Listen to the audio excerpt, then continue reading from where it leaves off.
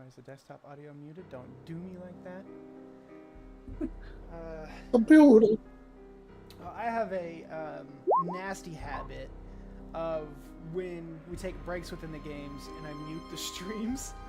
I sometimes don't turn them back on until someone like gets my attention and tells me, or like texts me or something and tells me that there's no audio on stream. That's always really cool. So we just have to say something. I'll say something when we come back from break. I'm gonna try to be diligent about it this time around, so there aren't like hour-long or 30-minute long holes in the middle of the games. Try to go back to listen to them. Okay.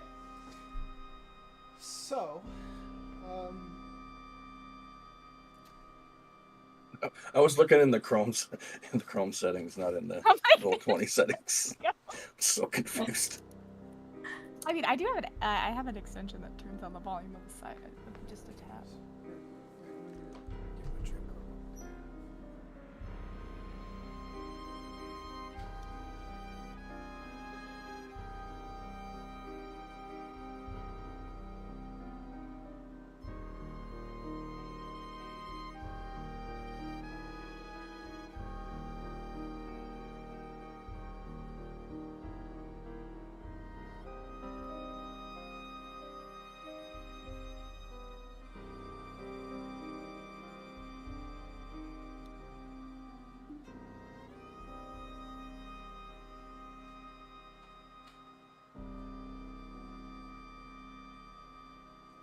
okay.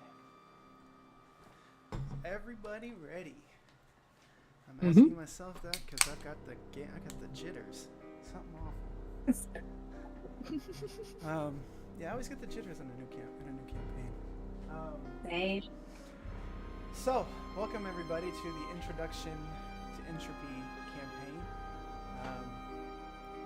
This is our first game. We had a session 0 a couple of weeks ago, so I'm not going to go into great detail about the world and everything because currently that's not really relevant to the setting for where the game is going to pick up. Eventually, obviously, there'll be references to like the world and the name of the world and stuff like that. But this is a new setting for me as well, and the game takes place on the planet Osra. And we're just going to go ahead and go right into the beginning of the story in the game. All of you are conscious, but what you see on the board is what you see or don't see currently. And for the briefest moment, you all try to take everything in and rely on your other senses to pick up the slack where your eyes seem to be failing you in this darkness. You focus in very hard. You don't hear a single sound. You can't smell anything. You can't feel anything. The only way that you know you're actually existing in this moment is because you can think. And you can think just long enough for a little bit of panic to set in. But this warmth radiates out from underneath of you, starting at like the center of your back and radiating outward to the rest of your body. Hundreds and hundreds of rays of lights shoot across your vision. Some of you with your eyes shut, these colors play in blotches and dance around in your vision. Each one of you take a sharp inhalation of breath, with the lights becoming almost overwhelming in their abundance and their rapid movement.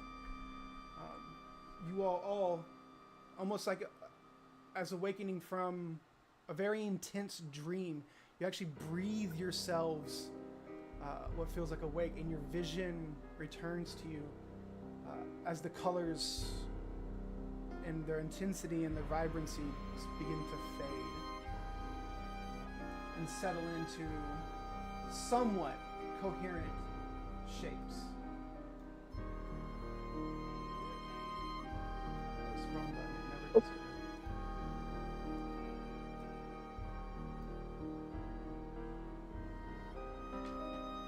As you all become more conscious and you begin regaining the rest of the remainder of your senses, sight obviously returning to you first, and as you look around, this is what you see around you.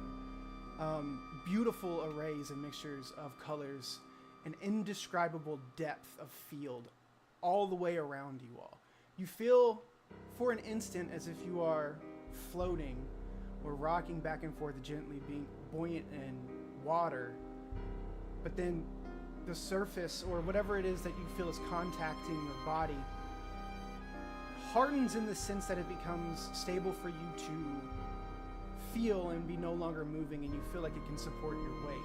But as you look around, you see into infinity all around you. The only other things that you can see are the 5 other people who are all in the same various state that you are in, laying on their backs, looking all around at this overwhelming infinity. Confusion sets in immediately. Where are you? When are you? How can you breathe? Like, this looks like nothing you all have seen, any of you all have seen before. But again, as you all sort of sit up and right yourself and take everything in, thinking that you should just be sort of floating out in this void, you look around and see the 5 other people around you all, and you have no idea who any of the other people are, or how or why you all are here. Okay. Okay, so let me clarify that. The 2 people who should know each other do know each other. But if someone should be unfamiliar to you, they are.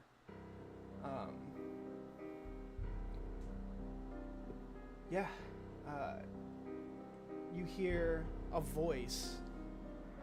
It's not loud in its echo, but it is echoing nonetheless. You hear someone groan as they sit up and go, "Jeez, my head is killing me." And you all look to this man, who is now sitting up and standing up at the same time. He stands, he's about 6'1", 6'2". His skin is ashen gray. His hair a lighter gray, almost white. His face looks, and I'm saying him because he has like mostly a masculine, muscular build to his frame, but his face looks very androgynous.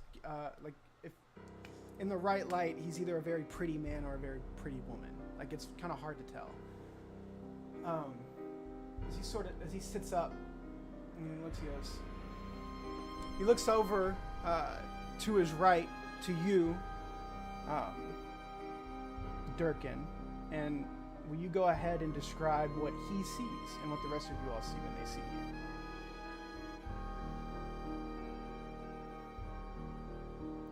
Durkin?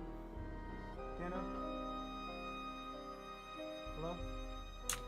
Yeah, you said what now?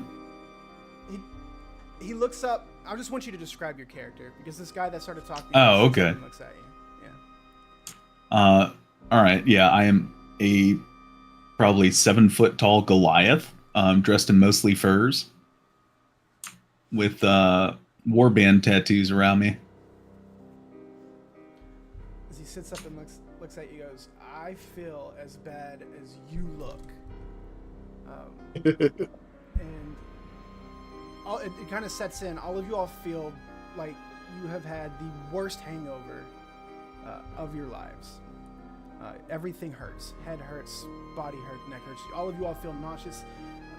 Honestly, not just from just like a general bad feeling, but the environment that you all find yourselves in is very, very disorienting.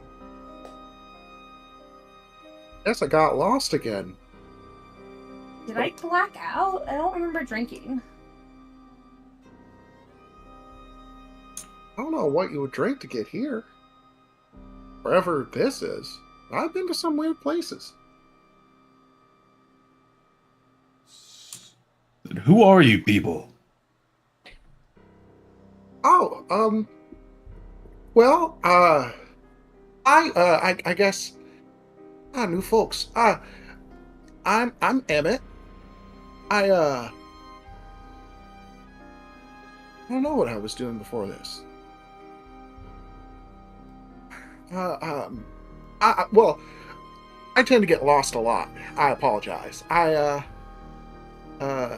tend to make friends when I do, and it looks like I might have made a few more. Can you describe yourself a little by bit? the way. Yeah. Of course. So you see kind of a scraggly gnome, and when I say scraggly, less like homeless man in, tatters, and more he's just been in the woods for a really long time.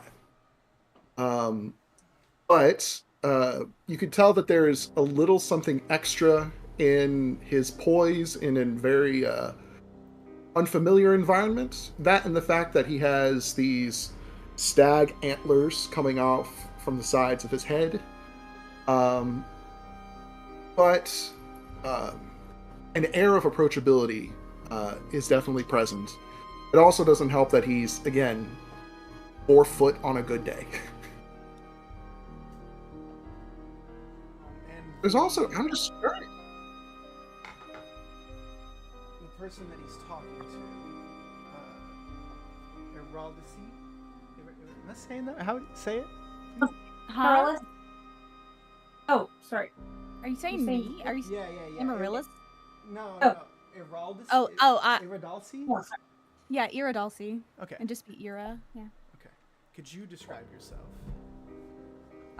Yes. She's sitting, despite it, with a completely straight back posture. She's tall, not quite 6 foot, but up there. Her skin is very olive toned, so much so it almost appears gold, especially in this lighting.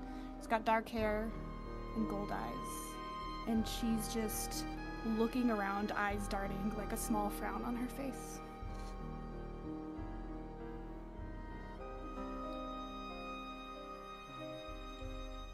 And then I guess that just leaves Amaryllis. Could you describe yourself? Yeah, so she is covered head to toe in like peaks of purples. So pale, she's almost like opalescent, with brilliant amethyst eyes, and like long kind of silvery blonde hair. And then, last but not least, the gentleman sort of sitting back away from everybody else. Mikhail, could you describe yourself? Mikhail is a very ordinary looking guy. He's nothing remarkable. He's 6'2" with boots on, so probably 6 foot in his stocking feet. Very ordinary, except for one thing. He's got this weird thing with his eyes where one of his eyes will flicker back and forth between blue and a very vibrant violet purple color.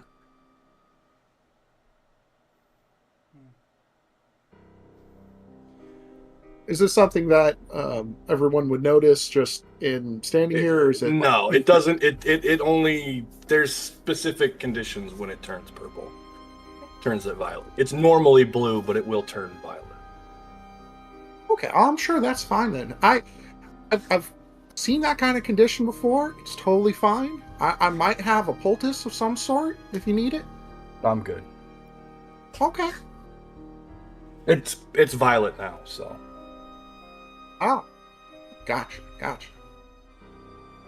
Normally, I'd see if I can find something on the It's road. fine, friend. It's fine. It doesn't need to be healed. Guys, I'm freaking out. What's happening?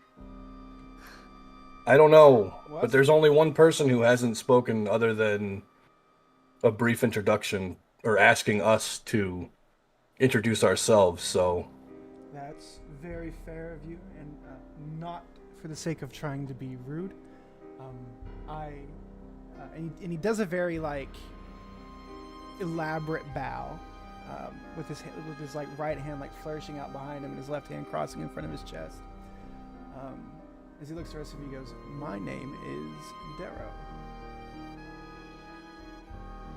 Can you spell that? DE''ROW.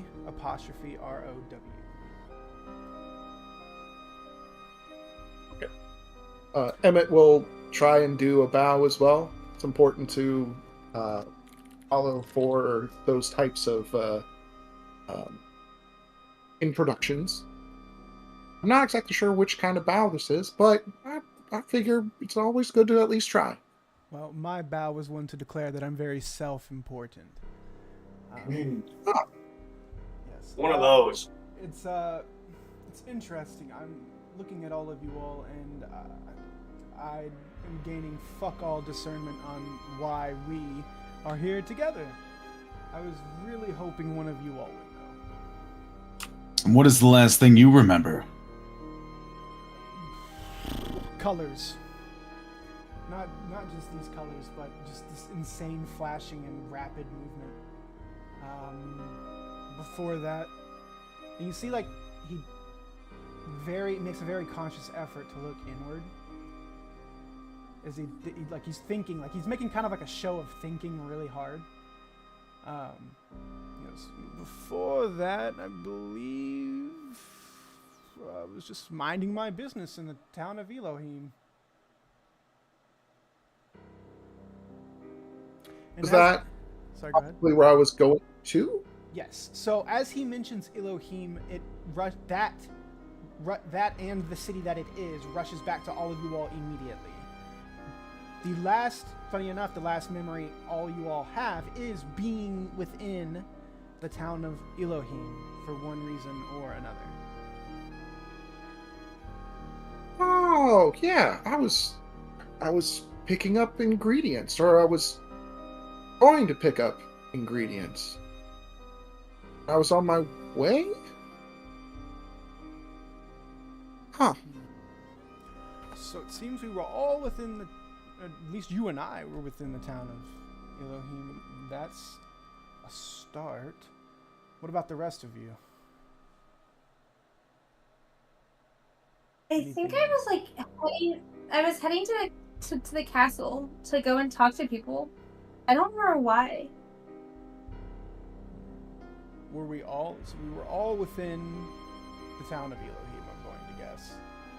But I've never seen a one of you, so I don't think we were doing anything together.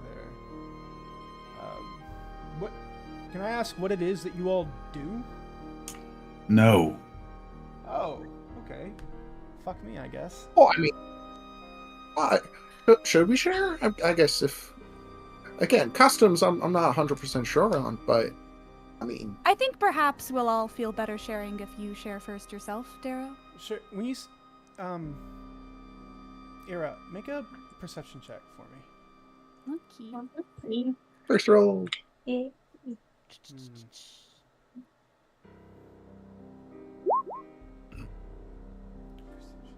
Okay. You look at Darrow very discerningly, obviously feeling just a little bit uneasy with his demands. I'm assuming that he's making of you all the information he's asking from you all and giving very little in return. He's trying to angle his body and like he's got his arms crossed across his chest. He's trying to he's making it very, he's not making it very obvious. You have picked up on the idea that he is trying to obscure something about what he's like, something about himself in the way that he's standing and like covering his body. He goes, okay, I guess I'll start. I am a spy. Oh. You're right, you probably shouldn't have told us that. That doesn't sound like you're a very good one. Well, hey, that's always good to be I'm honest. sure it's not going to be spy if you don't tell people you're a spy. Well, I mean, look where we are. Like, I feel like honesty is the best policy here. I'm not trying to lie to any one of you all. What I are you a appreciate it. spy for? Oh, yeah. Make a persuasion check, please. Okay. You have the help action? Sure. I don't. Is the help action? Does it work that way? Because I thought it only gave people advantage on attack. Does it work differently now? Is it a new? Or am I just mistaken Oh. on that? I could honestly very much just be mistaken on that as well. Actions, help. No, you can assist an ability check. Okay. See, I legitimately thought that was the only reason why guidance existed. But you have the say on whether you have to, if you want to accept it or not. I mean, it's always good to be earnest on, first introductions, even if you might be a spy. Okay, yeah. Roll your persuasion check with advantage. He can tell the group really needs it. Okay. Hey. Hey. Well, damn. I have to tell you his whole life story. He starts when he was a young lad. I'm sorry, actually, I just blanked out. What did you ask him again? What are you a spy for? Who are you a spy? Ooh, man. Well, I work out of Elohim. That tells you all anything. Would So we can't trust a word that you're saying. Would Mikhail know who this guy is, or recognize him at all, or recognize anything about what he's wearing? Make an insight check.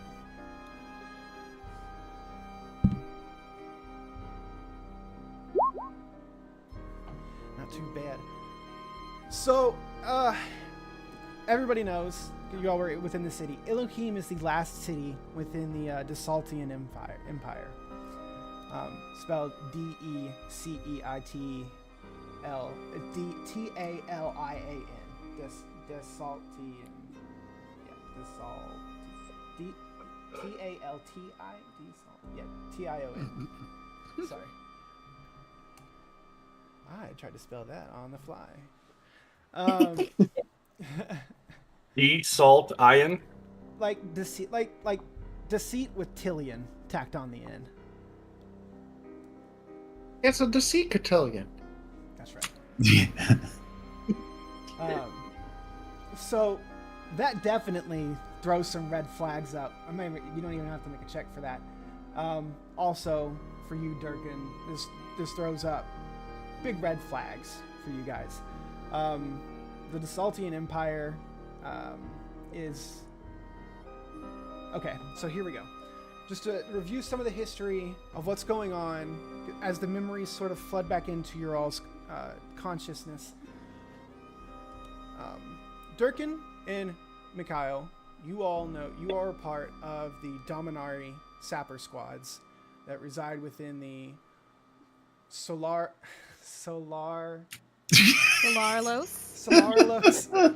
Sorry. You did this to yourself. I know I did. I'll get better at it as we go on, I promise. It'll become more natural. Within the...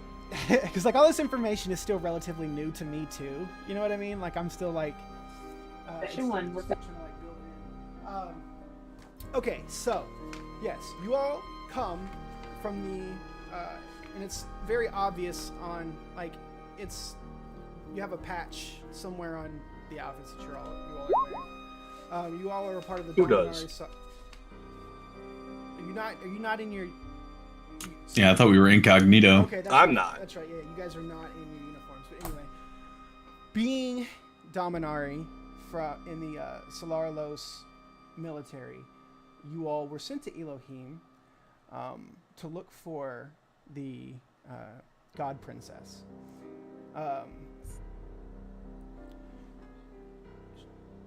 The Desaltian Empire has been accused and basically summarily found guilty with almost no evidence of having kidnapped the crown princess.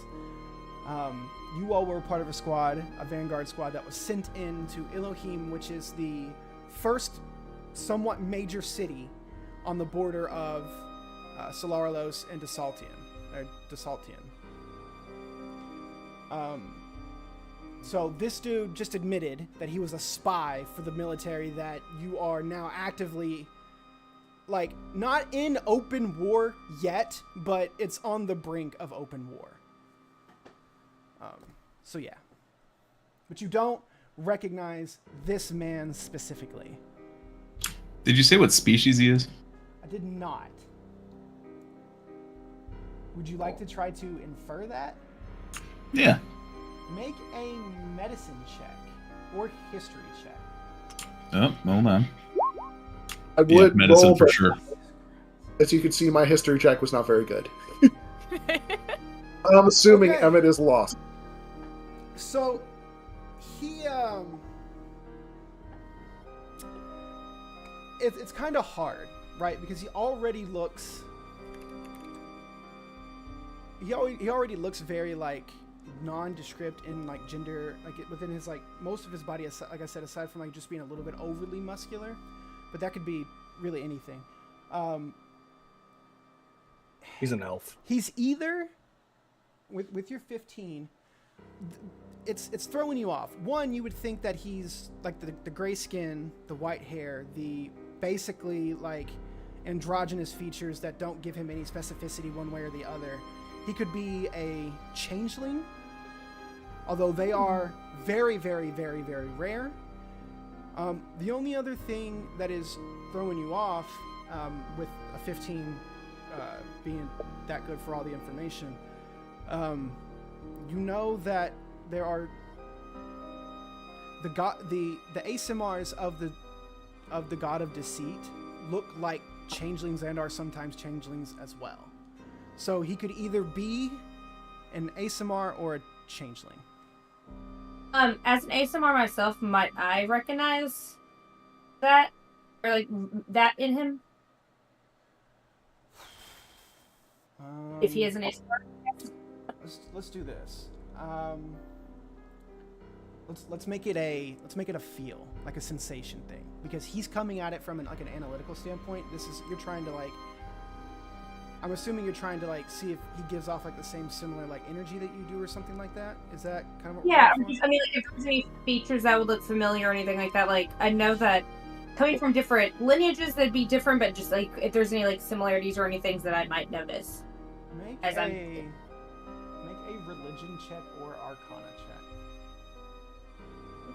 I don't love either of those.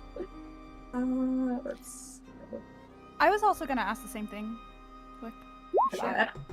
It's not gonna work. Why did I accidentally hit that twice? It's okay. Yeah, go ahead and roll your.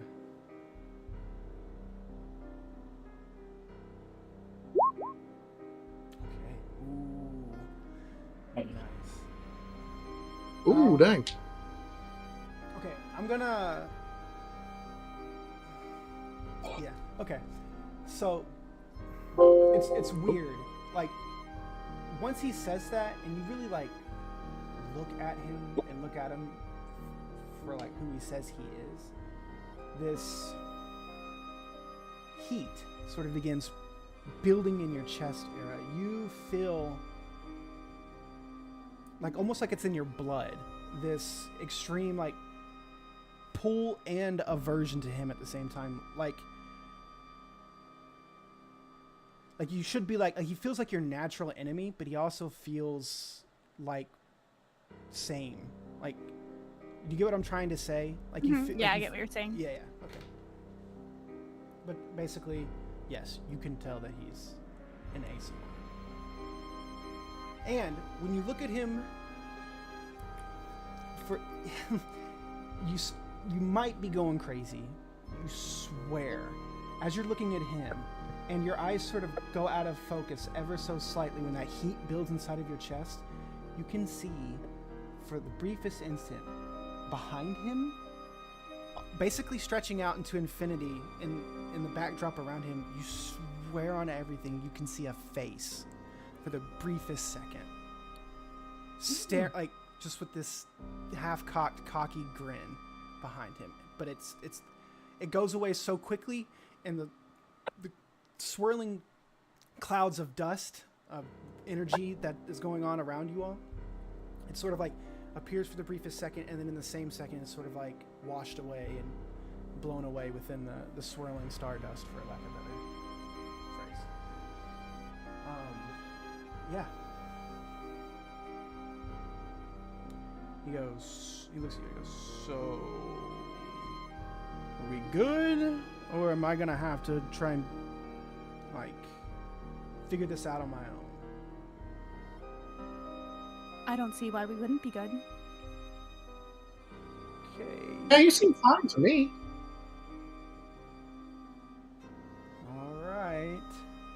Great! He claps his hands together. So, he starts looking around. Where do we go?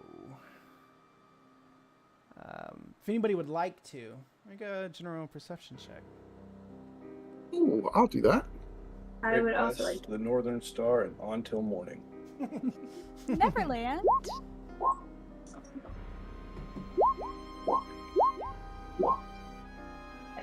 not really good today. It's not too bad.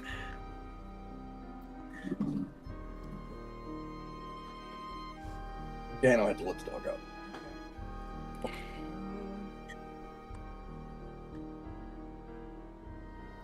Scroll down. What the heck? Okay. Emmett. As you all are looking around, and again, like, the board is basically kind of what you guys are seeing. Everything is swirling around you all and moving, though. Like, these clouds of stardust are swirling all around you all. You kind of focus in. You've been lost before, but you've always found your way back to where you need to. You trust in that. As you kind of just close your eyes and feel things out, and you look, your vision hones in on something. Some uniformity within the void here. Where everything has been a very sort of indistinct swirling clouds of stardust and energy, you see what looks like not solid structures, but you can see some detail that looks familiar. Not familiar, but like you recognize it as like architecture, basically, that is sort of present within these swirling gas clouds and stuff like that. It is, and you get this deep sense that this is so readily different from everything else. The structure here is so readily different that, hey man, that might be a good start. Always good to find a landmark. I think there might be something over here. At very least, might be worth checking out. Pointing off to that structure.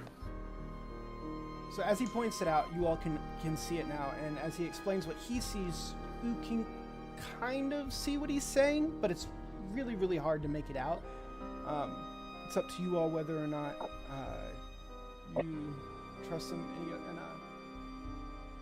Darrow looks at you. Gotta come with the names faster. I need to write them down. Joseph, what's your character's name again? Emmett? Emmett, that's right. Darrow looks at you, Emmett, and he goes, "You know what, man? Your guess is as good as mine. Lead on, please." All right, well, stay close. Normally, these kind of trails can be a little bit dicey, and probably worse now, because I don't even know where we came from. So he begins. I'll make sure we get out. So Emmett begins moving on that way. You all follow along, I'm assuming? Very much so. Okay. So you all follow and begin filling in behind him. Darrow hangs back to match stride with you, Durkin. And he says, just loud enough for you two to hear, and he goes, since we're sharing things about each other, you sure you don't want to tell me what you do? Tell us what you do for I'm just saying you look like you could hurt somebody, and I need to know if I need to be prepared for anything.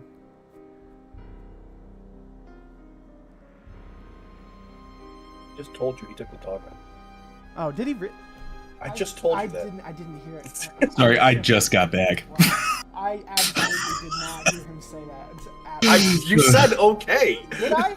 Yes, you acknowledged that I said it to you. Okay, all right. I get so sorry. He was thinking. He's thinking 10 steps ahead. I'm trying to. I really am. Darrow is talking to you, Dirk. And he was just asking if I was dangerous. Essentially, because you were also very like when people were sharing what they do, and you go, no, he's keying in on you. My business is my own. Sure, I get it, but look where we are, man. I fail to see what that changes. You don't have to be embarrassed about it.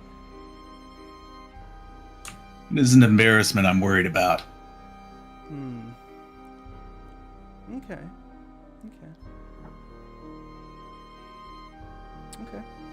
So as you all begin making your way, Darrow departs from you, Durkin, and he makes his way up to you, Ira, and he goes, so, you come here often? No, it's my first time. Same. It's really cool, don't you think? The great unknown? Yeah. He is staring you dead in the eyes. Very intently. He goes, it's really funny, that we're here together. Don't you think? I don't know if I see the amusement in it. You see him look directly at I'm gonna mess it. Amaryllis. You see him look. We can also Lily for short, if that's easier. That'll help. Just until I get it memorized. Okay. Yeah. You see him like he's like unblinking with his staring at you, and then you see him like stare daggers into the back of Lily's head as well. And he's like, you don't think it's because we're, who we are, right? I doubt it, since the other three are usual. Yeah, there's got to be something weird about them,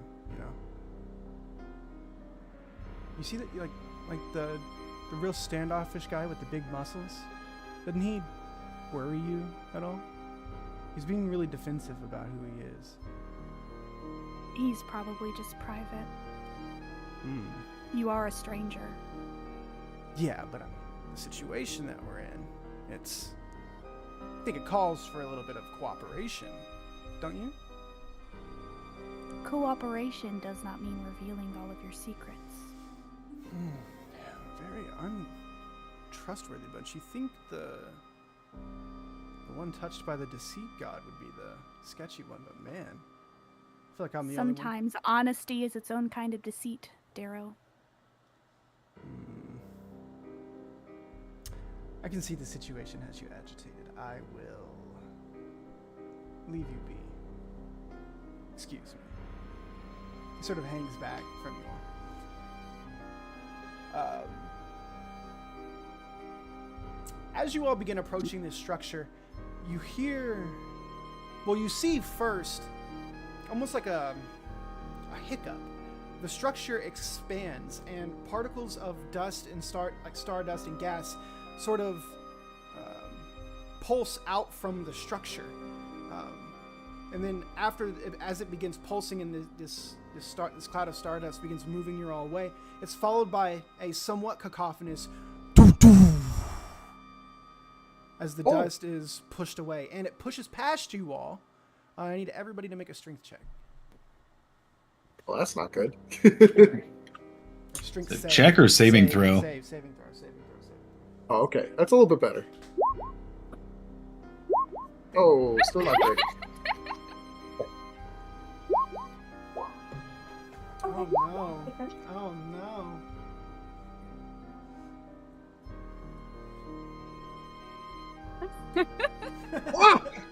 So, everybody but Lily and Durkin, you all are lifted off of your feet. However, it's not in a violent way. You all are picked up and levitated. The only problem is gravity does not reassert itself. You all are beginning to just drift away. At at 9.8 meters per second squared. No, I'm sorry. Go ahead. That's Earth only. Can I Sorry. grab whoever's closest to me? Yeah, I was gonna try and grab him. Yeah. Yeah. Fair enough. You all begin, like you just Whoa. not floating away too fast. You'll just can jump up, grab a hold of their feet. They're not being acted on by gravity, so almost like just pulling on a balloon with its string. You just bring it back. You just bring them back down to solid ground. Well, air quotes, solid ground. Oh, do I still have my walking stick?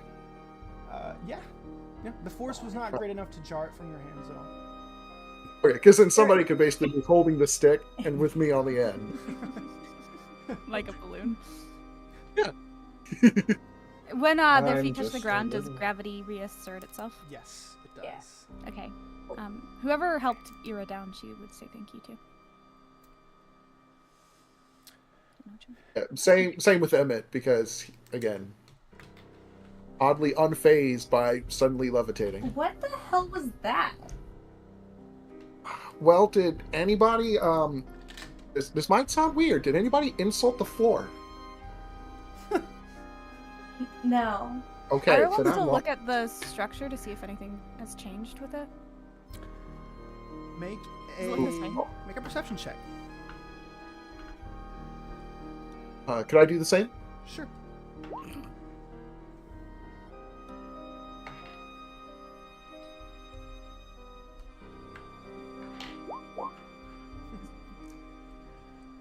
Yeah, Ira, it's really hard for you to tell a difference, but Emmett, you have been fixated on this thing since you realized what it is. So you were able to discern that after that pulse, the structure itself has lost some of its coherency. Like the stardust gases that were pushed away stayed away, and the parts that were expelled stayed away off of this structure. Oddly enough, the structure looks, in that sense, naturally decayed. Oh. Can you tell like what it's made of? It looks like a stone structure, but but made out of stardust. But Okay. you can see like if you focus in on it, you can see like where like the stacking of where the stones have been laid. You know what I mean? The grooves in between the stones. It's very obvious. Now that you mention it, if you really want to know, if you want to try to get an idea, make a history check.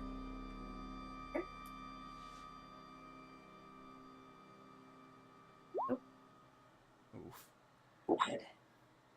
Am I gonna have a campaign where the characters don't roll like gods for once? Is this what this is like? Hey, you've seen my stats, man. Oh man. You just haven't gotten anything I'm good at. Yeah.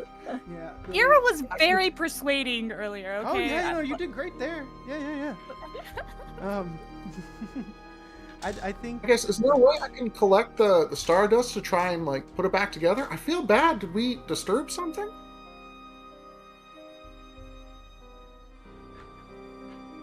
How close are we to the structure? Whew, now I'd say you're probably about anywhere between 120 to 150 feet. Oh, so it's still far away. Yeah. And it's one of those things where like you guys have been walking for a little bit now, and it's not that the structure looks like it's getting closer, but it's not giving you like reassurance that it's getting much closer as you guys have been walking. You can't tell in this space how much distance you're actually covering when you move. I'm assuming you also can't get a sense of like how big this structure is either. No, I mean you can't, because like you like hang back for a second and you look at like you use Durkin like a big human for like reference. It looks, I would say it looks like a biggish building, like almost cathedral sized, I would say. Like it really, it kind of, you're like, man, like some of the cathedrals in temples back home kind of look this big. Oh, so it's real big then.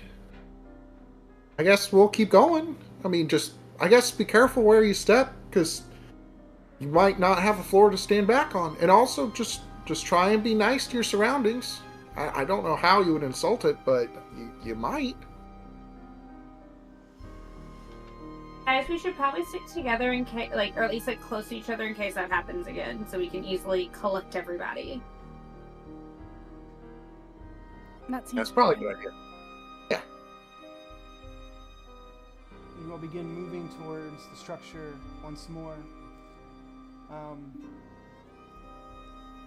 You make it about halfway from where you were to where you are now, and then you see the structure begin to shake again, and then the pulse lets out from it, followed by the same doo-doo.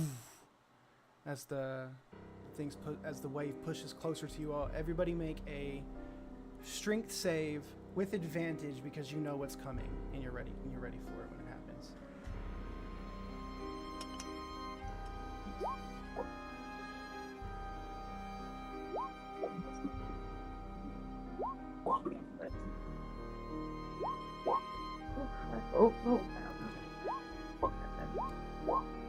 Again, I'm going to try and help those who fail. Nobody fails. Honestly, same. So you all, as this happens, you all sort of hunkered in together with each other and collectively brace yourselves against the impact of the wave, and it doesn't. You all push right through it. You all make your way to the structure, but as you all make your way to it, it sort of dissipates like a mirage. And in the space beyond the structure, where the structure was sort of obscuring it, you see a giant star. Oh. Did the structure look like anything familiar? Did it look like a temple or anything specific? Where could we see any identifying factors, any symbols or anything on it? Your history check earlier was to determine that. Perfect. Yeah. Sorry. Yeah, I was going to ask if I could remember anything from legends or songs or anything like that this place would remind me of, or make me think that might be where I am. Okay. Yeah, I'll give you a history check or a religion check, depending on what you're trying to. Yeah, I'm just trying to figure out where we are and possibly try to get to how we got here. Okay.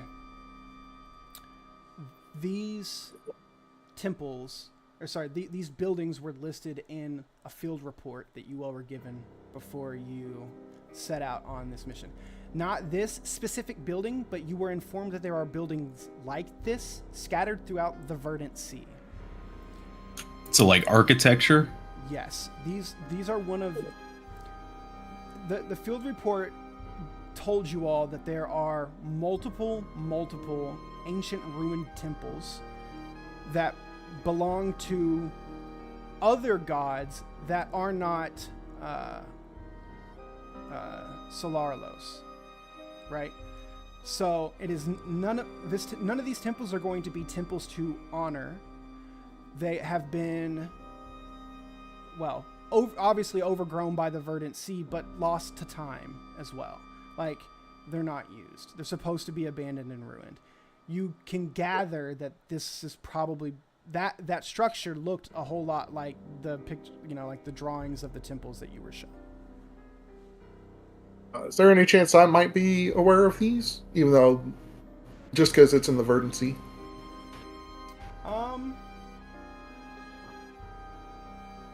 Yeah. I rolled really low history, so that's you did. if That's fine. Yeah. You are also aware of these various old temples. I think I saw that once. You said there was a star? How close is that? Oh, you can't tell. Okay. It is so gigantic. In the space that you're in, there's no way to know.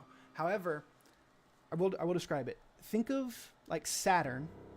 If Saturn was a dark ruby red, and its ring was a violet purple, like a almost black light color, essentially, radiating from around it, or encircling the planet. And as you're looking at it, all of you all, you see it crack. There's a line of light begins bisecting the star in front of you all. And sorry, I meant like the ring of like ultraviolet light is like a debris field that's like swirling and like looks like it's being pulled into the star. As it does, all the as the swirling violet light gets sucked up into the crack that is forming in the middle of the star, you see the star in real time collapse in on itself and then explode in a deafening supernova in front of you all. In the immediate shockwave of the supernova, you're almost blinded, but you can see as you cover your eyes from the light, you can see something emerge from the explosion.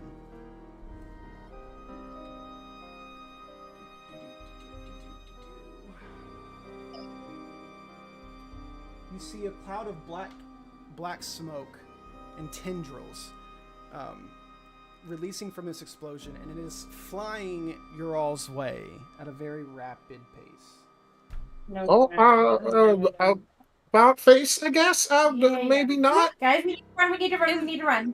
Before is this some kind of religious symbol that would be recognizable, or like would like a religious figure, like would it be like something prophesized, or like a thing from the world's religion or something that would be known? I could check if I know. That's what I'm trying to ask. Make a religion check.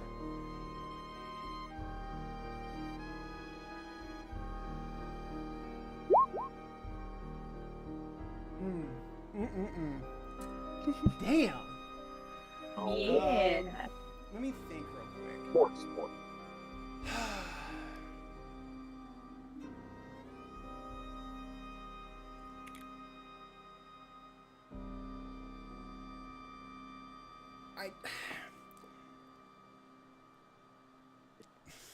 There is no prophecy that you can reference concerning an explosion of a star and something emerging from it. No, I'm sorry.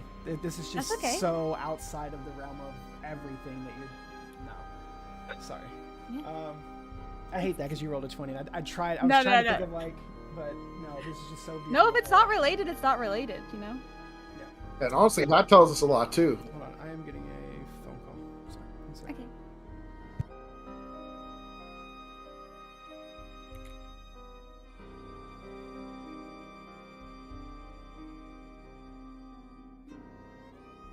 Well, this is interesting.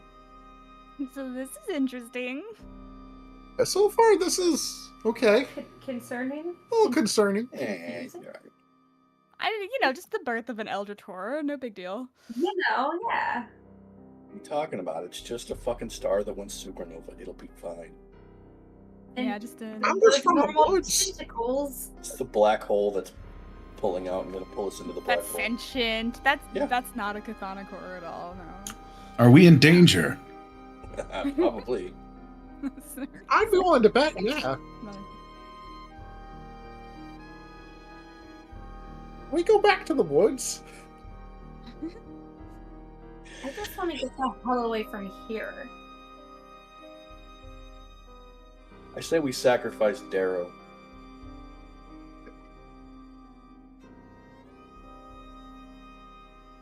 Out of character, yes. In character, we couldn't possibly do that. You're going to be the moral compass of the group, aren't you? I think so. It's looking like it. That's going to be fun. Especially because it's very much going to be Jiminy Cricket energy. Because he's just a little guy. As it should be. He's a little guy. He's just there. A little guy. I mean, I'm just a little guy. He's just a fella. Who would want to hurt a little fella? You just gotta be nice to people. I don't know. Sorry, I accidentally locked my partner out of the apartment. Way to go, dumbass. Yeah. I need How long have we been in this? How long has it been since we woke up? Don't know. Time I'm is... at. What? Do you, I mean, do you have a I weird have organization? something running. I need to know how long we've been here. I personally, me, not my character. What do you... I don't get it. What do you... It's 8:37 right now. No, I don't need to know what. Ask it better, go. Me as the player, Yes. my character has an ability going since we woke up. Got it. It is on a time limit. I need to know how long we've been here. Got it. That's That's a good point. Let's see. I'd say you guys have been walking, you've been up. Let's say it's been less than an hour. Okay, thank you. Yeah. And for the record, if you go back to the very beginning, I did make a roll. Yeah, I saw. Yeah. Okay. I mean, you're just a regular guy. It's all good. I am just a regular Just a guy. guy as with far a as you violet guys know. eye. As far as you know. Have it on. Just a guy with a violet eye. Give you the style. All right. So, Are we running? I'm freaked out, guys. as you all take off running, I'm assuming, this thing is moving far too fast. It comes upon you all very quickly, and as it does, it crashes into the quote-unquote ground around you all, sending out a shockwave of black smoke and tendrils, pushing you all around. The black smoke then condenses in on itself, the tendrils becoming more and more corporeal as a figure begins to form.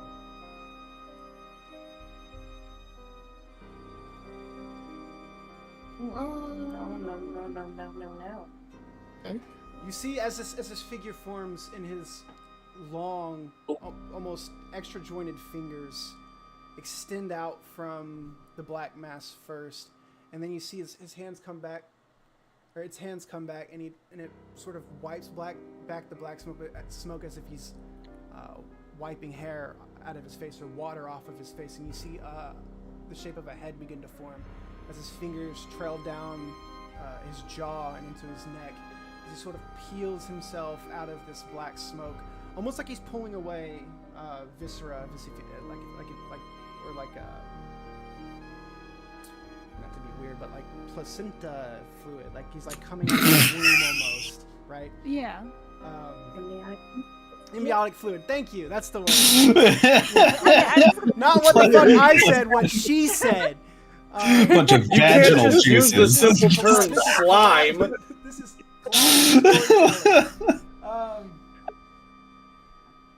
It begins to like pull, and then it like his neck pop like moves from side to side. It really looks like it's like expanding in itself, and as it comes to it, it doesn't have any eyes. The icon that you're looking at is exactly what it looks is what it looks like.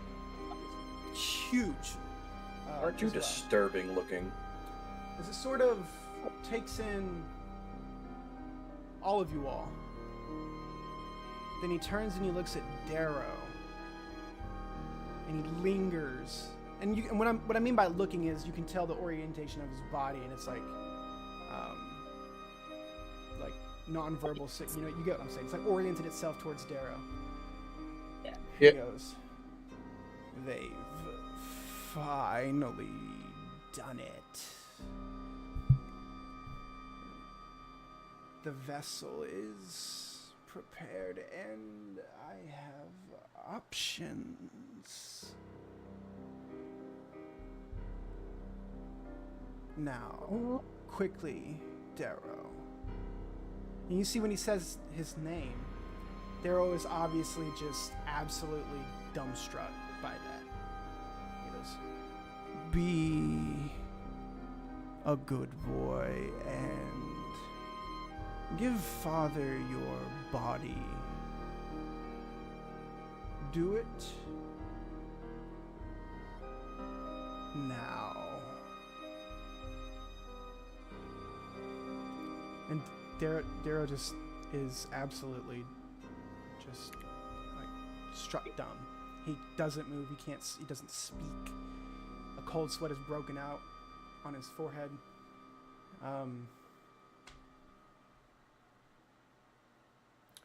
The entity begins moving ever so slowly towards Darrow. And Darrow begins backing up quickly, and he falls down as he's trying to backpedal. Are you attacking? Well, yeah, but he doesn't know that unless it hits him. Right, just roll for advantage.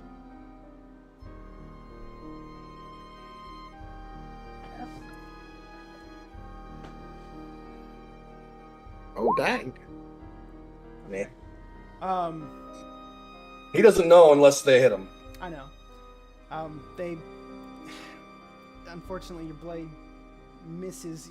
You are also like shocked as well. You throw the blade wide, and it like just fades off beside him. Darrow, what is this? What does it want your body for? Make a persuasion check.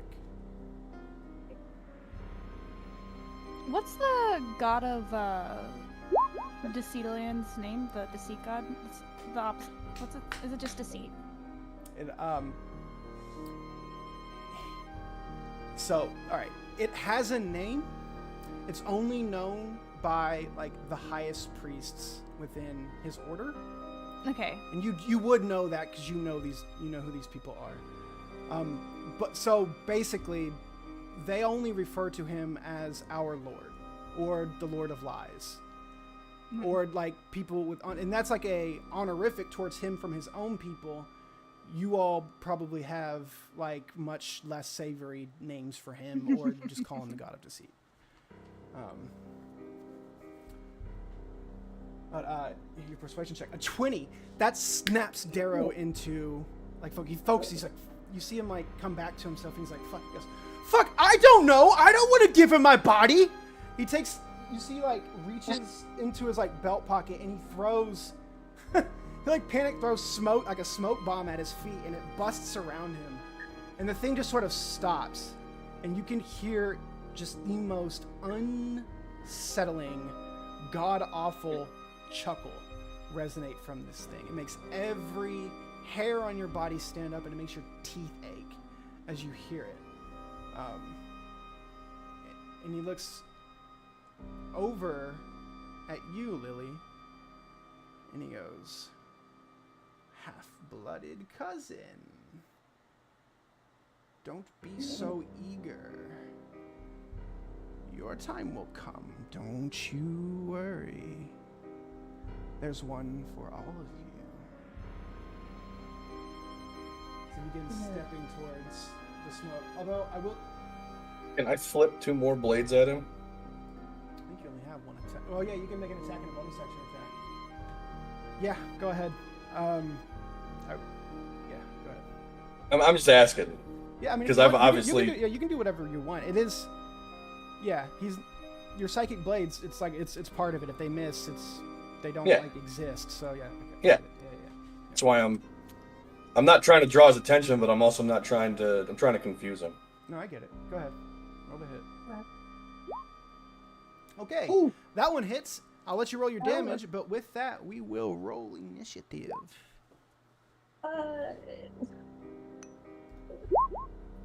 Whew, wow. Before we get to initiative, would I have my focus so that like would I be able to do like material? Yeah, you all. I know I said in the thing that you guys wouldn't have your stuff. I completely changed like everything I was going to do. Very cool. So That's fine. you got, okay. You got all your stuff. Everybody's got all their stuff. Cool. I can't. Just FYI, I can't control my token. Really? Yeah. All right. Same. I'll fix I it. don't One like second. I don't know what I'm doing.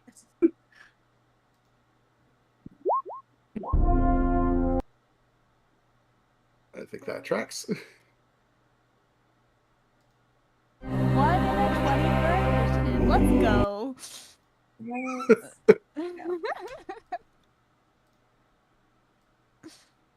You roll. You Oh, I don't like that I rolled that high. Wow. So right. Wow. So half of you all are gonna go before the boss, and half of you are gonna go after the boss. No. No, that's actually right though. Okay, hold on. Trying to multitask. I'm trying to find music. You need to be able to control your character. I forget how you give it.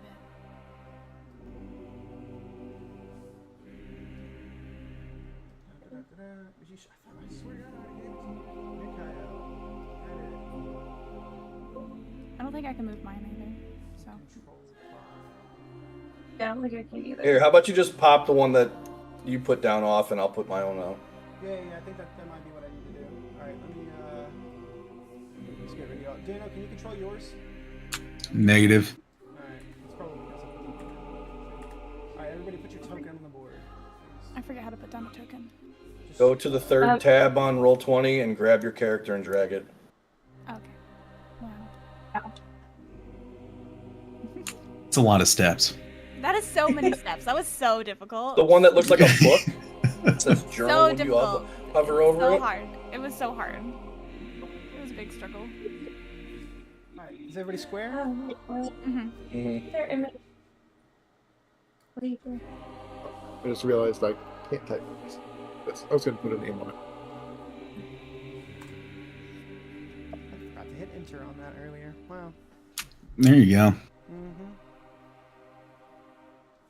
See, I was so worried about the sound, I forgot to do. Anyway. Okay, so your damage from the psychic blaze was max damage on both the psychic damage and instant attack. That's No, that's just one throw. I know. Some good damage for level 3. I'm gonna pop up for a very quick second.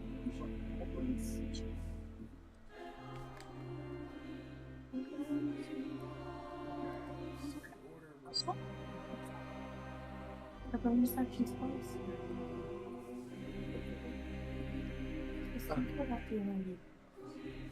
Actions. Show. Section. Answer is no. Except for this is okay. Okay. So let's do that. Alright. Mikhail, and then Lily, you're on deck. Okay. So you form one of your psychic blades and you launch it at this entity, and the dagger slams squarely in its back, hitting him perfectly.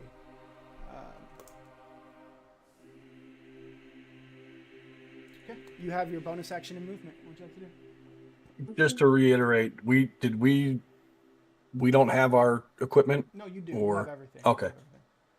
Give me my okay. I am going to. Oh, it's 6 and 1, half a dozen of the other, really. Hang on for 2 seconds. I gotta. All right, I'm gonna throw another psychic blade, and this one will have advantage due to Vex. Do it. Called like that the canvas or whatever. No, X. Well, that's active. Your spell X with advantage, and your spell DC is up by plus 26 hits, That show do. 13 damage. Okay. 19 and 13 off the bat. Is the distance accurate? Yes, the distance is accurate. All right. Last thing I'm gonna do, I just gotta double check something really fast.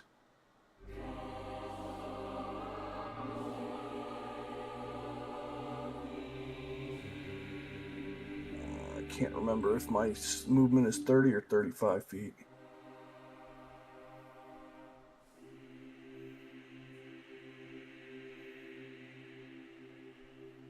And I don't see where it is, so we'll go with 30.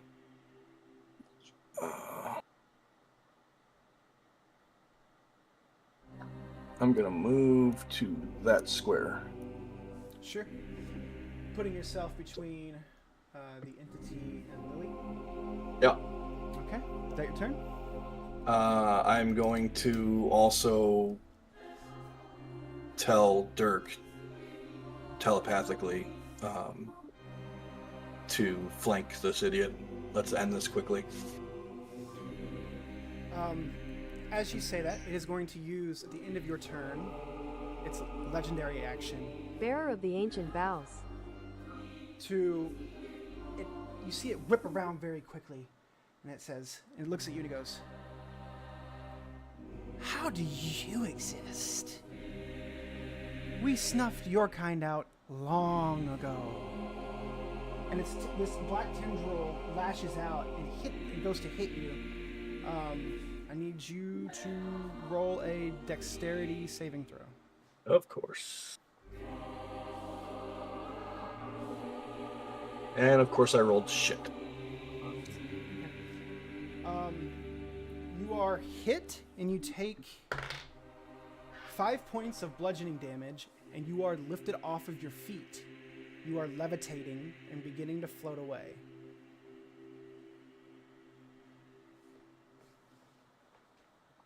Well, that's always fun.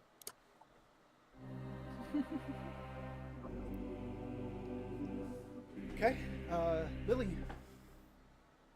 Okay, so would it what would it take my action to try to grab him, or like would that kind of like movement, or what do you want to call that as?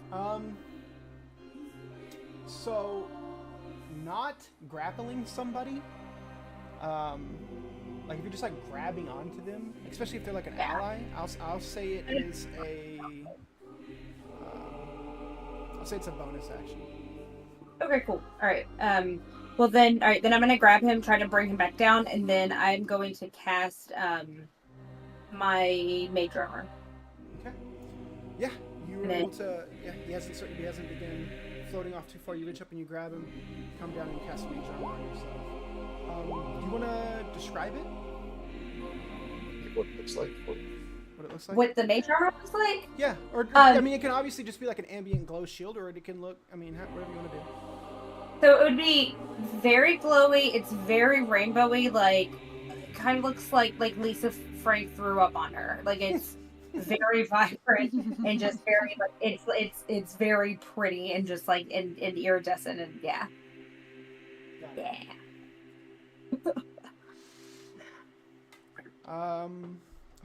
Yeah. That is your turn. You have movement if you want.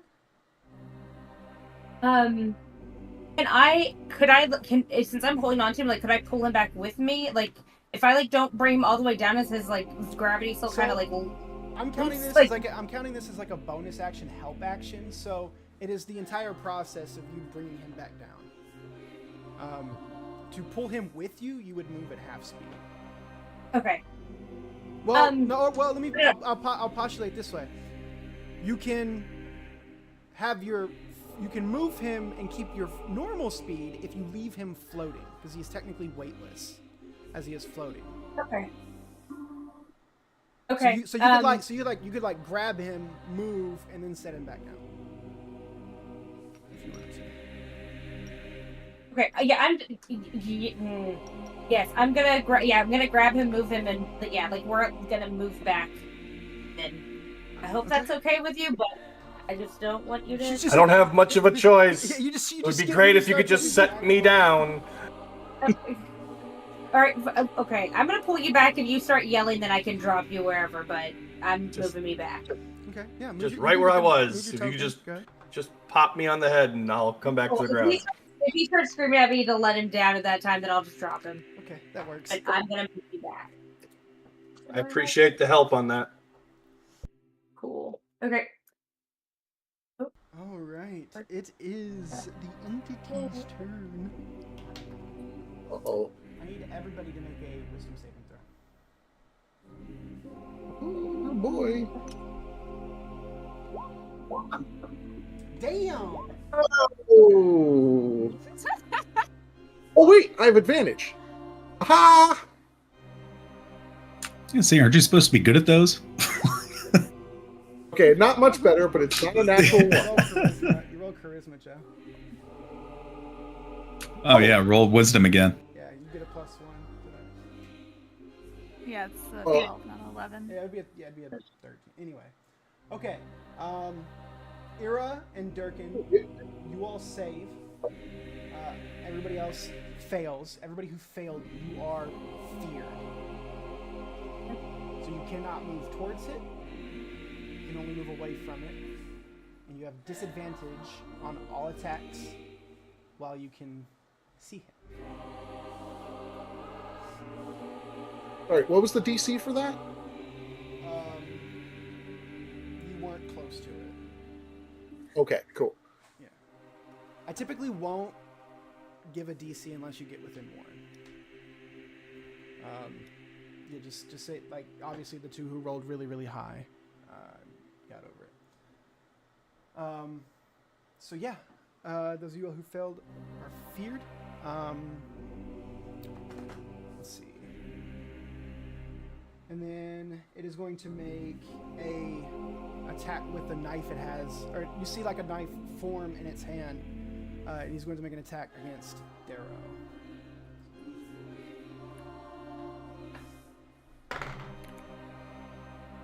Wow, really?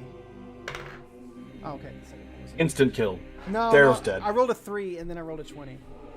So yeah. Okay, well I rolled shit for that. Saves.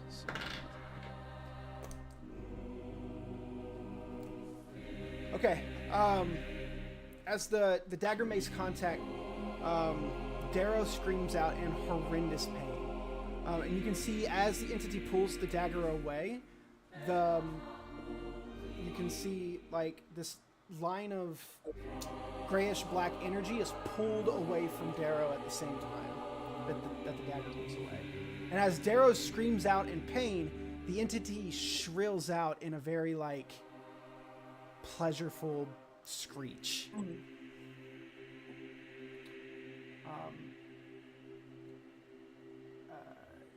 Yeah, that is its turn. Dirt. All right, with a deep shout, I'm going to enter my barbarian rage. Okay. Then I'm going to move to that spot there. Goddamn, if I could grab it. You gotta use the select tool. Yeah, there we go. All right, and I'm going to attack him with my great axe. Alright, go ahead. That's a crit. Alright, buddy. So, since this is the first one, I will pause it. Now, this will go for here on to the end of the campaign. Your decision. You all want to do brutal criticals? Yes. Which is what we did. Yeah, which is what we did in the last campaign. Which is when you crit, you roll your dice right as you normally would, and then you get the max of it. You get the max total damage that you could possibly have rolled tacked on to it. So A full damage die. basically. So for example, you crit like his crit here. He rolled. He got his 12 slashing damage, but it's a D12 plus 6, so he would get 12 plus 18 for a total of 30. Now, that sounds really good for you all. The caveat is that the enemies will also brutal critical. What would you all like? Yeah, brutal crits. Yeah, that's my vote. Yeah, I would say so. Yeah, Okay. if we die, we die. Dies. He dies. He dies. I love it. Rocky movies. Okay, so all right, brutal criticals it is. So, with a tremendous swing of this great axe, you bring it down square in the middle of its shoulders. Although you feel some resistance, it's definitely not like hitting a normal person. It meets some resistance, and then you swing through with a wild backswing. It does not affect the creature as much as it should.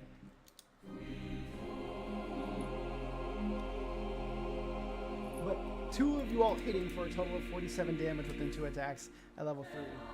Is... Oh, it's +2 for my rage damage, by the way. Okay. 49 damage. So you got to get that +2. You almost 50. Okay. He's not even done. Yeah, he is. But wait, No, there's more. I'm done. There, I don't have a second attack. It's not until level 5. Yeah. All right.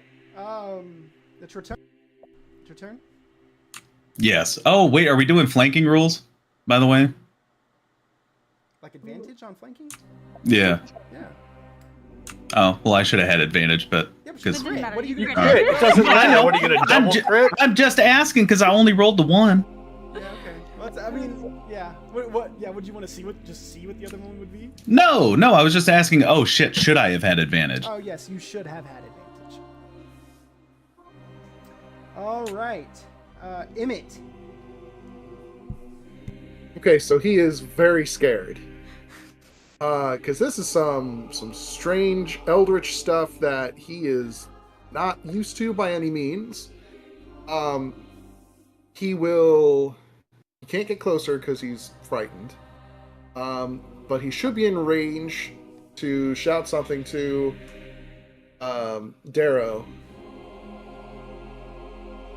It's fine, don't worry about it. We can figure something out. Let me talk to it. And I will cast Healing Word on Darrow. Okay. Roll your healing points.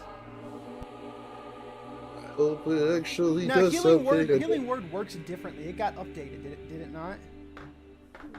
I don't think so. Like it's still It's a still decent amount healing of. word.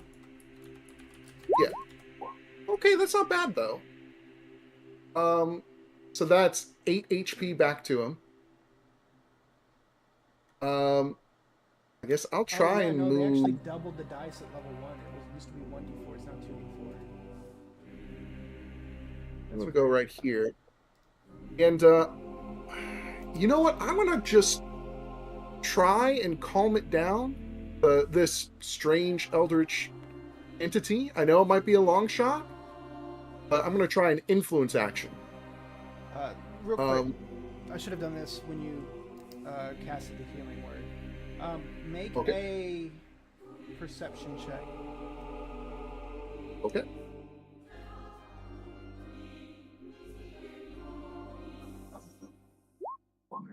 Okay, not bad. 16. Darrow's wounds did not heal when your healing word landed. Something was interfering with the healing magic working. Oh no. Yeah, I stand by with what I said then. Okay.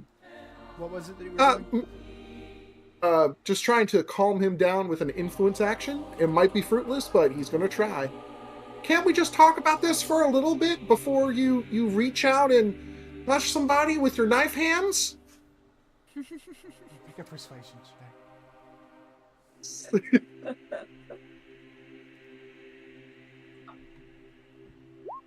That's 21. Yeah. Let's go. It turns around and it looks at you and it cocks its head for a second, and obviously no face, no facial features, but you intuit that this thing's like just looking at you so incredulously, and it just screams as loud as it possibly can across the field at you. Oh boy. I reach into my pocket and grab some rocks, but I can't do anything with them. That's my go. Right, Ira. Okay. She's going to attempt to cast the spell Command, telling the creature to halt. Don't use swords, use words. Like everybody's just talk to it. Well, she's using magic, okay? But yes, it's a wisdom saving throw of 14. Okay. I rolled a 13 total. However, it is going to use its one legendary save to save against the spell. Rude.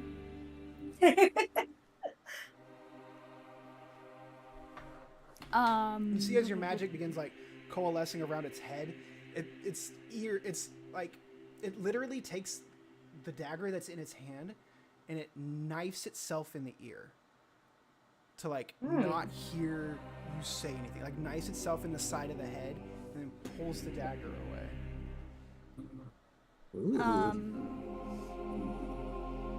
She's gonna sigh and then she's going to give bardic inspiration to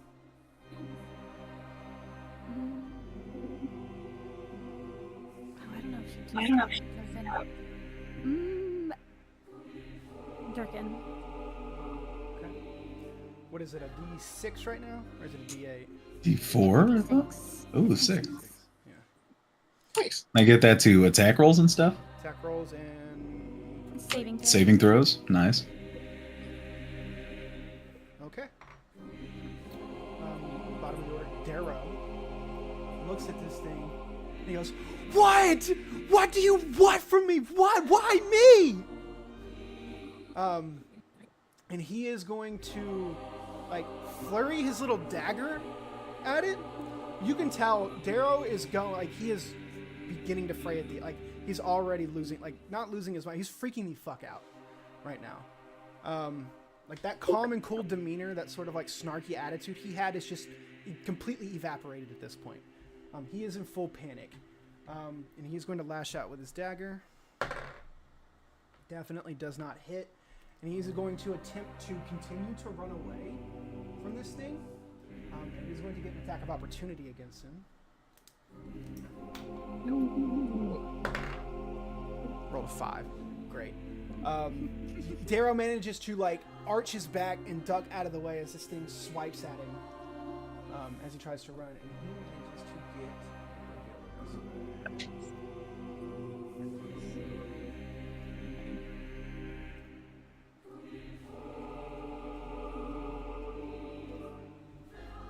Okay. Top of the order to you, Mick.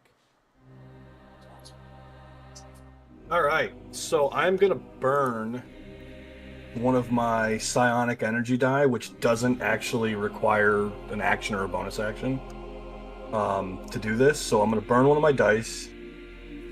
I gotta roll a d6 for the time. 6 hours. I'm gonna open a telepathic link to this ugly thing. And I am going to send him telepathically the most mind-shattering sound that I can think of. Ooh, I like this. While I'm doing that, I am going to close my eyes and throw one of my psychic blades at him. Okay. I'm hoping that by closing my eyes, I am no longer in line of sight of this jackass. And, yeah. This is a very interesting scenario that you've entered into. You just psychically connected yourself to some eldritch horror, as you put it. When your mind touches its mind, whatever it is that you're reaching out to, it reaches back violently. You are now at a clash of wills against this creature. As much as you are trying to push into it, it is pushing back at you, and only because of what you are do you have any opportunity to contest its will whatsoever. So, I need you to make an intelligence check. Add your proficiency modifier to it. So I guess it would. Yeah, it's not a 6. Are you proficient? Are you proficient in intelligence saving throws? I am. Okay, just roll that.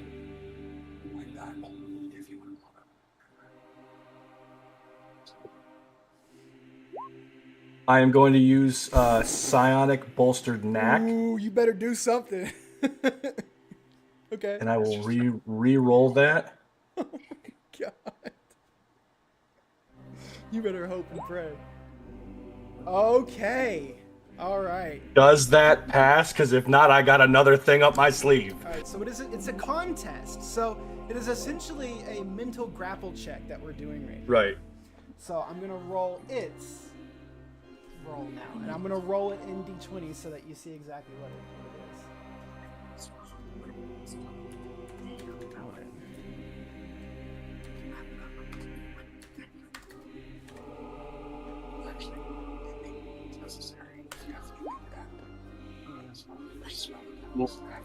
What do you have Any what? like, do you have anything else to throw? Can you not see that? I can see it. Oh, the 23? So here's the funny thing, right? Right. So you just rolled a 23. Yeah. My psionic powered psi bolster, Okay. because I rolled before you, I can roll it again without burning a dice. So This class is I'm cool. going. This class is cool. Go ahead. I'm gonna roll. Because it You can didn't roll work. what So again? You can roll what? I'm gonna roll the check again. Okay. Now this is I'm gonna roll the- obviously this class is new. This is a feature of your class because you Right, yes. Okay, all right. Okay, go ahead. I trust you. Go ahead. And I'm gonna burn my heroic inspiration because that sucked, and I'll do it one last time. What's a heroic inspiration? Because he's Doesn't matter, I human. failed. Because I'm a human. Burned every economy item that he I did. has to save himself. Okay, so you don't. So your psi bolstered knack gives you a +6 to that. Is that what? That Oh yeah, it is a +6 to that. Yes, you didn't need to roll it again. Right. Yeah. So you didn't. Need So it's to an 18 plus Yeah, 6. you wouldn't have needed to do that to begin with. Okay. Yeah. I thought your total was 18. No, it's 18 plus 6. Okay. So. It was fun though. Oh my god. It was, yeah, it's fun to see what you could do. Yeah. Yeah. No, it's good to walk through those steps. Or bird dog. Yeah, dude. Okay, that's great. So, because you were gonna be fucking like basically under the hold. You're gonna be basically catatonic. Yeah. So you feel its mind like, push back against yours, and you have never felt anything so disgusting and vile touch your conscience before. You didn't know this level of fucked up and evil existed. You did not know that there were things like this out there. You dig down very, very, very deep within yourself, building a literal fortress around your mind as this thing begins to assault your senses, and you are able to rebuff it and push back at it. And what were you trying to do with your? Send the most like debilitating sound Okay. through a telepathic All right. link. You have an advantage on any attacks against it for this round, at least. Okay. I will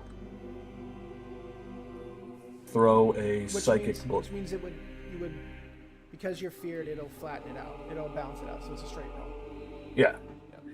So I'm gonna throw another psychic blade.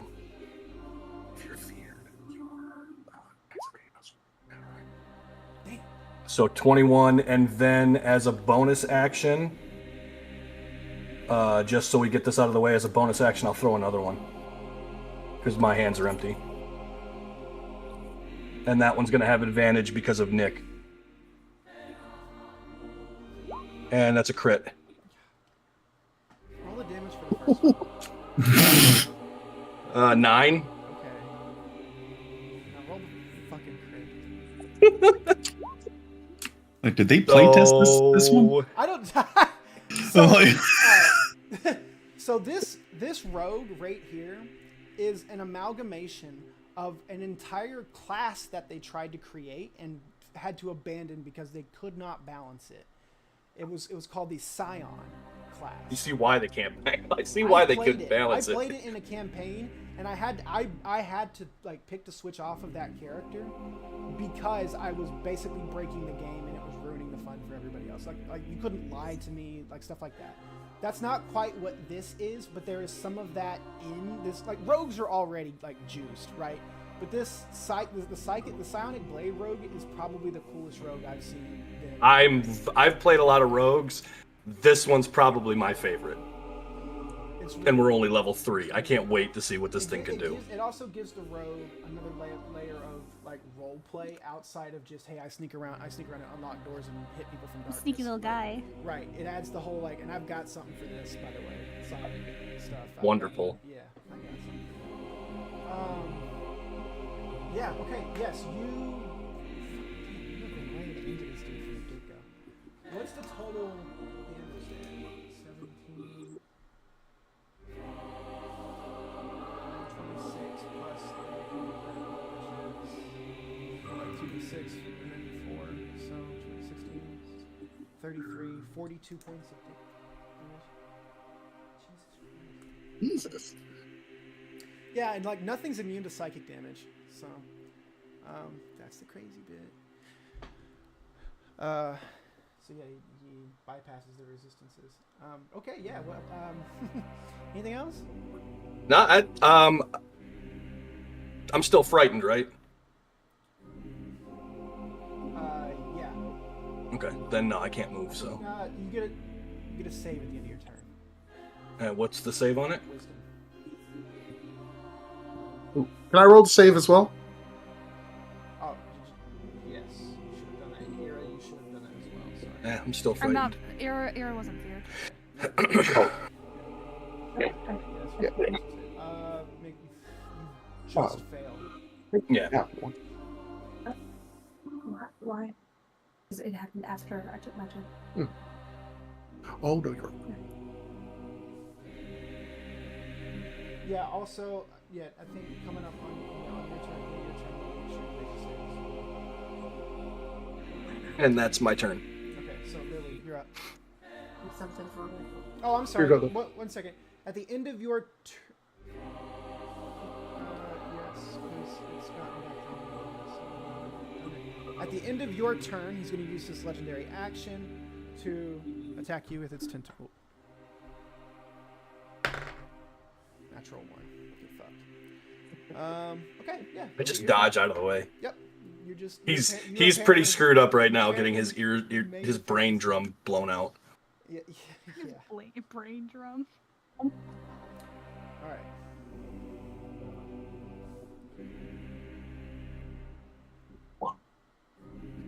Yeah, it still would have been affected anyway. Sorry, I just. Oh, you're good. So it's the end of mixed turn. Lily, you're up. Okay. Do I roll to see if I'm still frightened at the beginning or the end of my turn? End of your turn. Alright, cool. Alright, so I want to see about enacting my Tides of Chaos. So I can make my attack flat. And then I'm gonna do Chaos Bolt. Sure. That sounds great. Unfortunately. Is that the with advantage? Well, wouldn't it be Oh, it would be flat? flat, yes, 'cause you fear. However, However, roll on the The wild magic. cool, we'll do. Where is that go? Oh, my favorite. Yeah, that is what Tides of Chaos does. I think it makes it. It doesn't. It's up to you. Is it still up to me? I thought, my bad. I don't want to. Anytime they cast a leveled spell, you can make them roll on the table. Leveled spell, but Chaos Bolt is a level 1 spell. Right? 8. Where does that say? Okay, so I need to roll a d10. Okay. D10.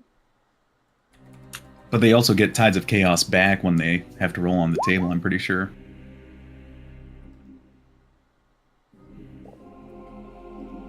One. Alright, so it says, I just... yeah, you cast Confusion. Yeah, okay, so I just cast Confusion. Oh shit! Really? Yeah. What I got? Random spell, and then D10 for which one it is. She rolled a 1, and the 1 is Confusion. That's crazy. That's a 4th level spell. Yeah. Yep. Wild magic. Dude, there's some punishing shit on that table. There it is. Yeah. Okay. This spell assaults and twists creatures' minds, spawning delusions and provoking uncontrolled actions. Each creature in a 10-foot radius sphere centered on a point you choose Must succeed on a wisdom saving throw when you cast a spell will be affected by it. So, I'm assuming. What was the radius? Yeah, basically, I just want to get Durkin out of that, so. Yeah, no problem. You just place it right behind you. Yeah. Okay. Wisdom saving throw. Okay. No. It has to roll a wisdom. Oh, sorry. No, yeah, me. Sorry. Yeah, cool. I was thinking my friend. Oh, God, boy, I want to switch dice. I rolled a 1. Yeah, you can put that dice in dice jail. It's going. It's a shame. No, you can keep using it. No, I gotta put it. No, it's not rolling consistent. It's either rolling really good or really bad. Okay, so yeah, it's confused. Great. Did not have this on my bingo card. All right, so roll a D10 at the start of each of its turns to determine its behavior for that turn. So, D10. Do I still need to roll for my frightened? Once you end your turn. So you still have your, you still have your movement, your bonus action, I believe. So if you want to use that first. I think I'm gonna stay where I think I'm good for just doing the frightened.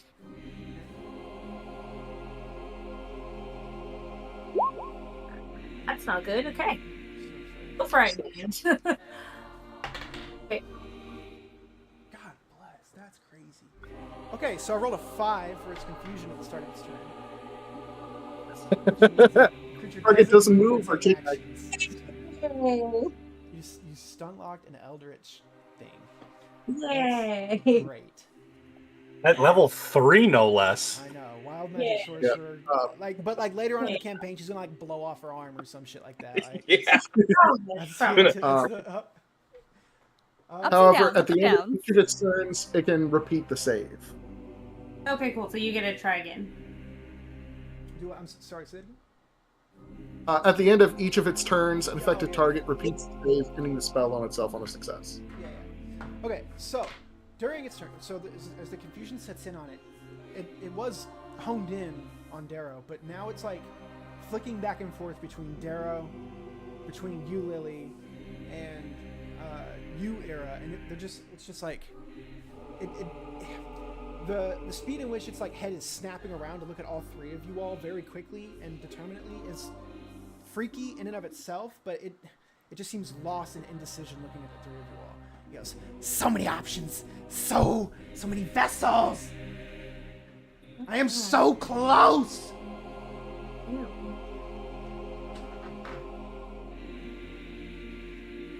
It's turn, so it's going to save.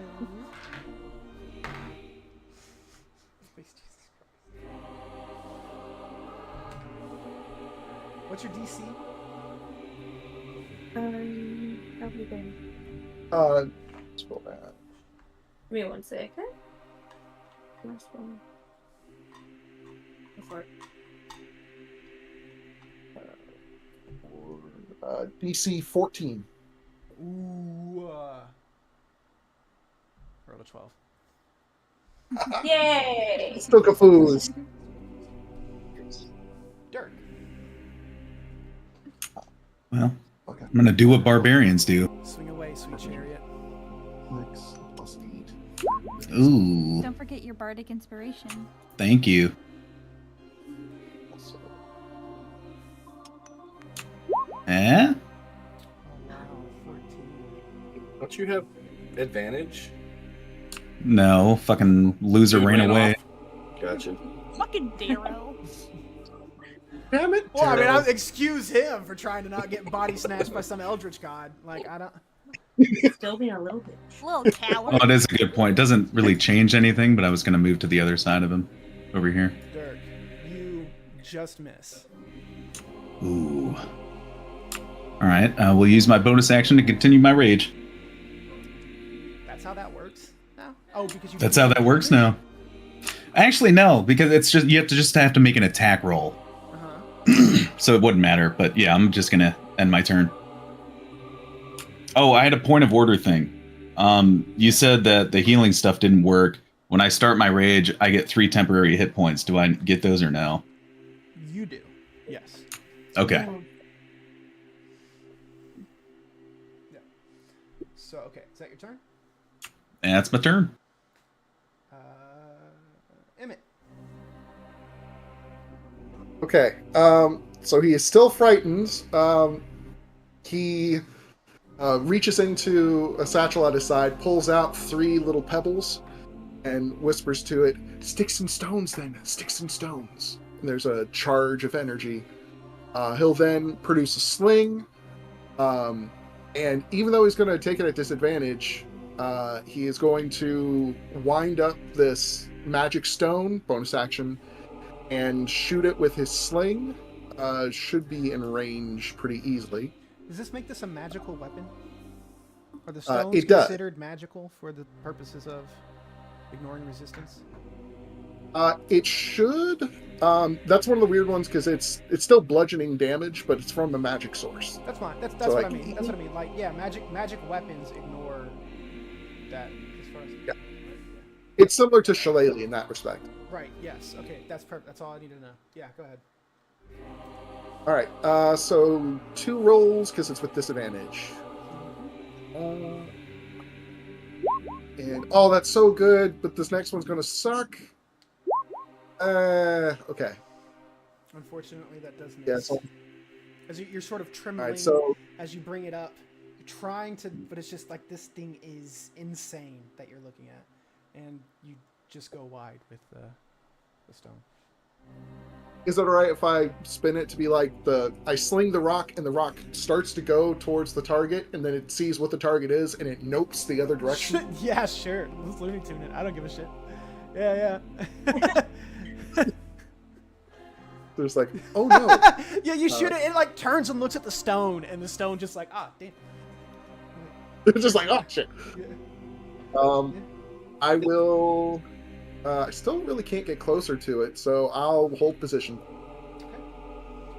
Okay. And then I'm gonna try and save off of this so that I can do some things. Wisdom, and I have advantage because I'm a gnome. I probably won't need it after that. Let's see. You're good. Yeah. Yeah, you're fine. No longer afeared. Nope. All right. You feel your confidence come back. All right, you got one. Like, look, we can do this. Like, look at the other guy. He's throwing purple stuff at this dude, and he's doing something. Okay, Ira. Okay. Ira is going to close her eyes, take a deep breath, and then celestial revelation.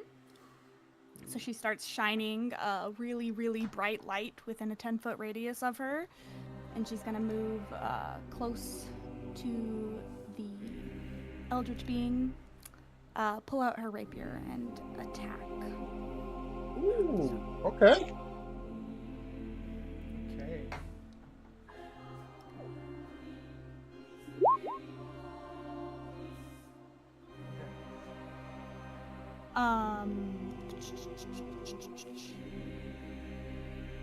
Roll. Um, 1 second. Roll with advantage. okay.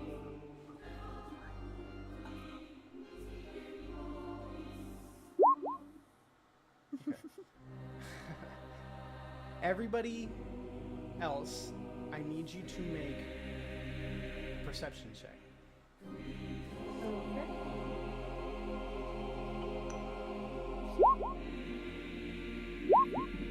Nope. I hate. God, I hate this sometimes. Lily, Dirk, as you look on at Ira, and you know what this is, Lily.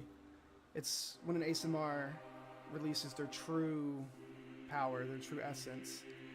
When she goes to make this attack with the rapier, her form is immaculate. Like, obviously been taught by somebody, but Lily and Dirk, as you're looking on it, and in the swirling of the dust, the stardust and gas, you see a figure in full plate armor, glowing golden orange, with these gigantic wings. Now, granted, you're seeing this glow within the stardust, but you swear you see this figure, and it's guiding. You also see like it's got a large like steepled crown that extends off of its head. You see as it sort of, as she's making the thrust with her rapier, it's guiding right along with her hand, telling her exactly where she needs to strike on this creature, and then it goes away within the swirl of dust. Go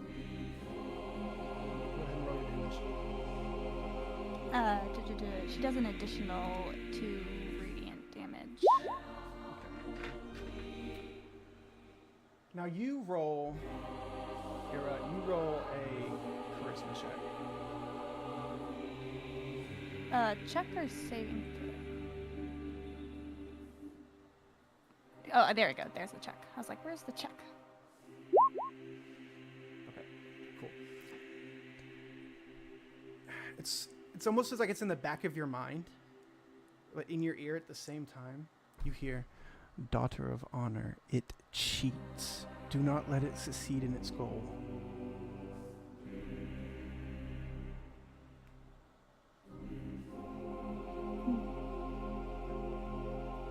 Okay.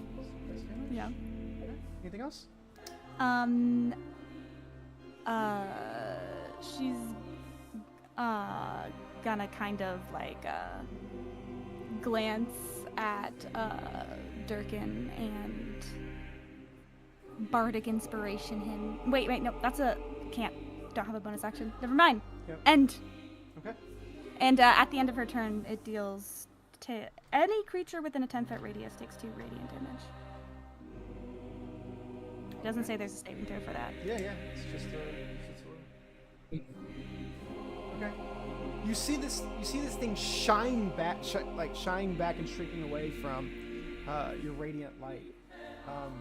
You get this feel like it is now like stopped it's confused actually. So, Actually, it doesn't know what's going on. it not like I just woke up, man. No, okay. Yeah, exactly. It's just born, please. It is Darrow's. Let's see.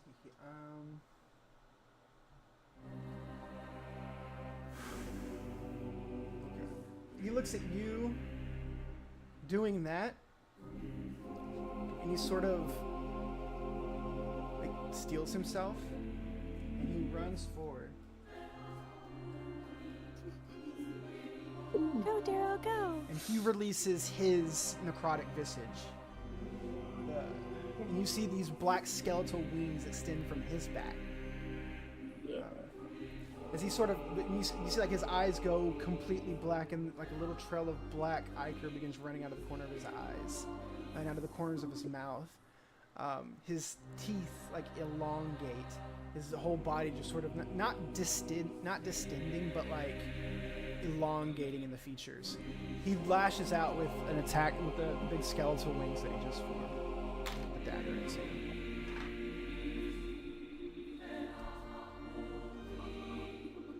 Oh, okay. Yeah, it's very good.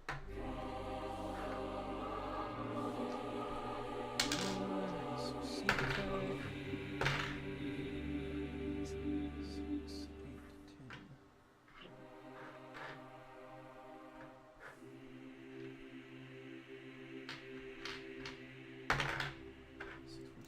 10. He gets them pretty good. Okay. Yeah, this thing is, I mean, it's starting to get frantic. You see, like, it was where it was kind of like composed and creepy and cocky. It's now like shrieking violently, whipping around almost like a caged animal in a respect. Top of the order to you, Mick. We're still linked, yes? No? Does he cut the link off? No, he doesn't. He's confused. Like you've now got like you're now completely linked with its mind, and you're not having to. You feel the confusion that it feels. Like it's like it is literally just like panicking itself as well. You get this like extreme emotional like desperation coming from this. I'm gonna turn that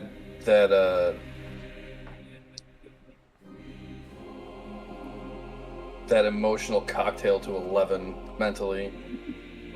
And I'm still frightened, but I will close my eyes and throw a psychic blade. Okay, it's a flat roll.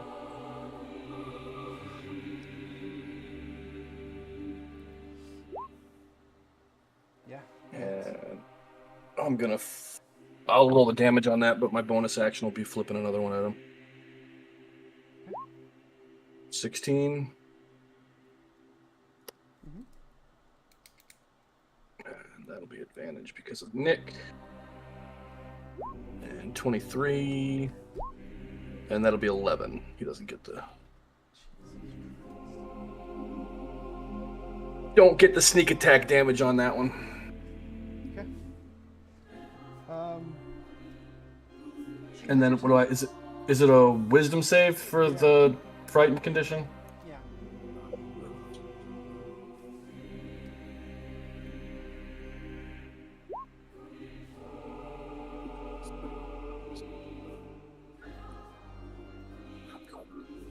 It's a 15. All right. Yeah, that just saves. Okay, that's my turn. Lily.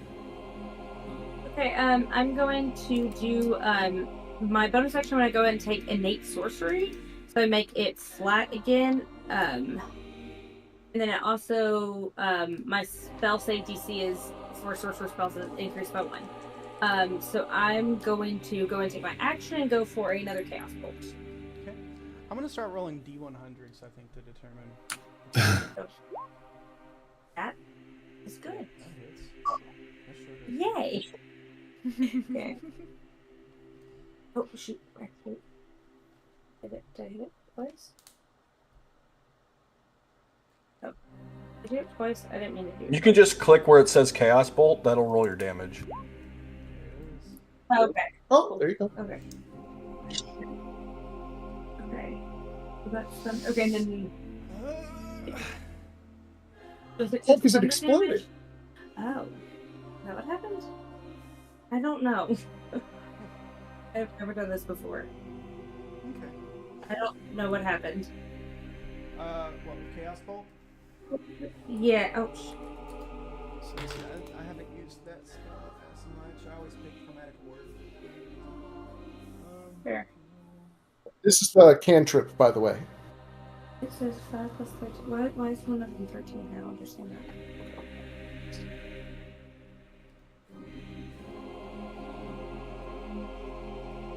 Because it's 2d8 plus your modifier, which is 5.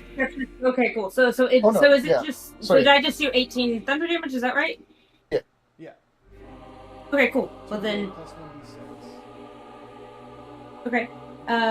I think I'm gonna keep hanging out back where I am because I'm very squishy, and then I'm just gonna go and roll for fear or for the frightened. Yeah. Okay. Woo! Yay! Very good. Okay. Yay! Okay. Alright.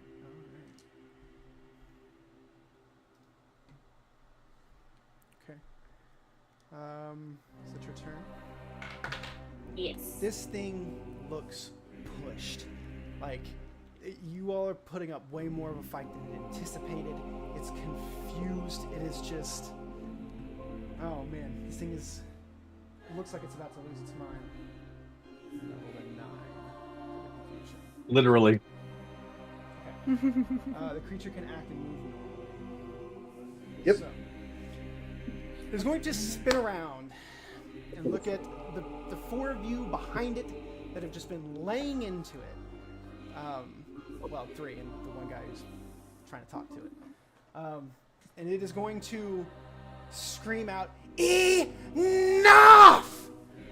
And reaches its hand forward, and pure cold in a cone extends out from its hand, blasting in front of it.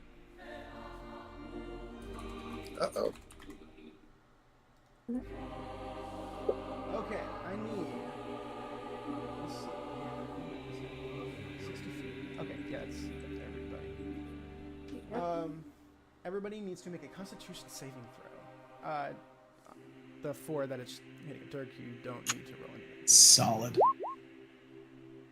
Okay, Constitution save. This is probably It's not good. You can give yourself a mage. I can. Why? Oh my god. I just rolled a Why 2. can't I give myself a chance? Tides of Chaos. Oh, yeah, okay, cool. That was what was that con? Concept. Yep. Don't do. So That's Emmett's hit better. by. That's much better. Doesn't matter. None of us save. 17 doesn't save? So I roll was 100 joking. On the D100s. Oh, okay, I was like, You're using hold on, Tides what? of Chaos to re-roll there? Yes. Roll on the wild. Well, it's oh, yeah, yes, please. Will do. Okay. Oh yeah, yes please. Lily saves. Mick saves. Everybody else fails. Or the other 2 of you fail. Alright, and those of you who fail, you take this much damage. All of it. 23 points of cold Oh! damage. What Those health? of you who save take half. Do what? Those who save take half? Yes. Round up or down? Down. Down. Oh boy. So what is that, 11? Yeah, it's 11. Yes. Boy! 1 health. Great. I'm at 2. Let's go. Oh, so I got a 21. So for the next minute, all my spells, were with the casting time of action. I have a casting time of bonus action. Okay. So we're just ramping up here. We're just ramping up here with the wild knife. Bonus action, fuck you! Fusion. Yeah. Bonus action. I rolled a natural 18. You say that I'm It's not Constitution goes away. You see it shake it, like grab its head, shake its head, its claws are digging into its skull. And I will not be turned away again! That is its turn. No, wait, it's going to use its bonus action to make a tendril attack against the shining golden person in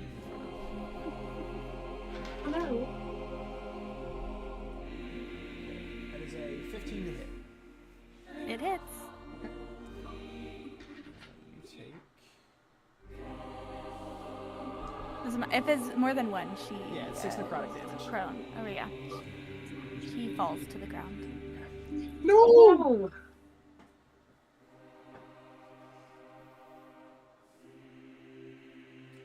Okay. As you fall to the ground in front of it, okay, that's your turn. Yep. Dirk.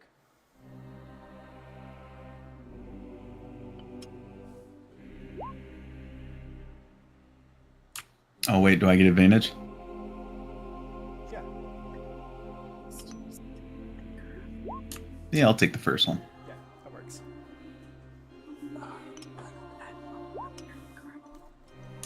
Oh my god. Okay. Yeah, that's going to be 8 slashing damage. Okay. Oh, also at the start of my turn, I give Darrow 10 temporary hit points. Okay, great.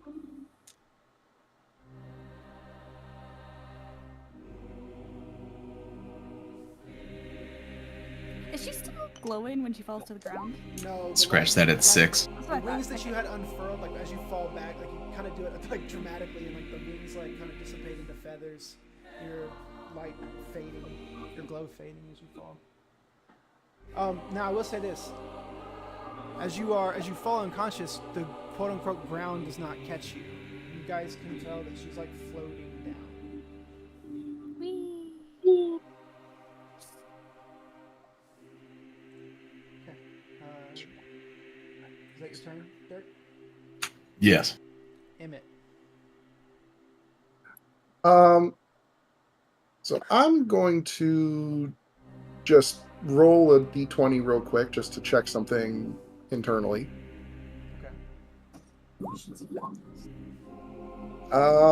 Okay, yeah. So, he is seeing one of his new best friends fall. He is more angry than he probably should be. And with a gleam of wild energy, sets Hunter's mark on this foe.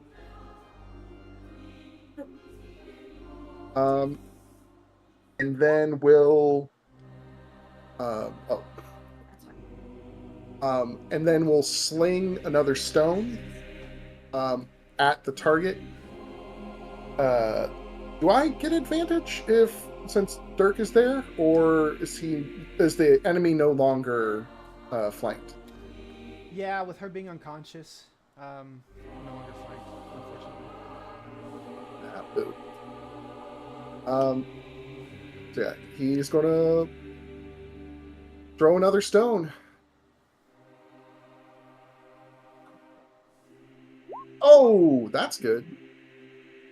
22. Yeah, that'll hit. Okay, so bunch of damage. Here we go. 1d6 plus 3 for the stone. And then Hunter's Mark. And then Dreadful Strike. So that is a total of 18 damage. 3 of it psychic. And the bludgeoning is a magic attack. Yeah. And he is going to move 1, 2 out here. And is quiet right now. That will be his go. Ira.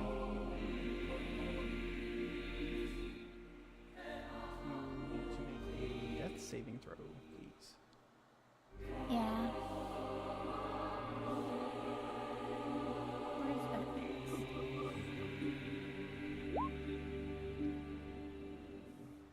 Two failures. That's what it's. Oh no! She's dying.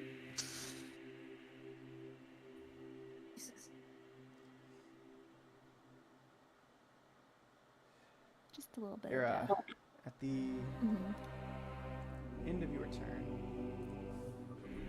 it's going to use its legendary action. As you all look on, the entity kind of coils around and hovers over top of Ira's motionless body.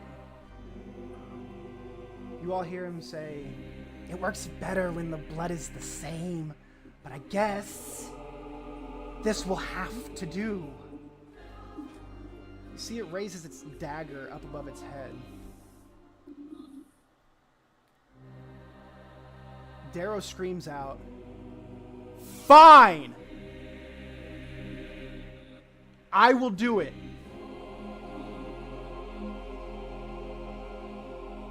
The entity stops just before the dagger is to plunge into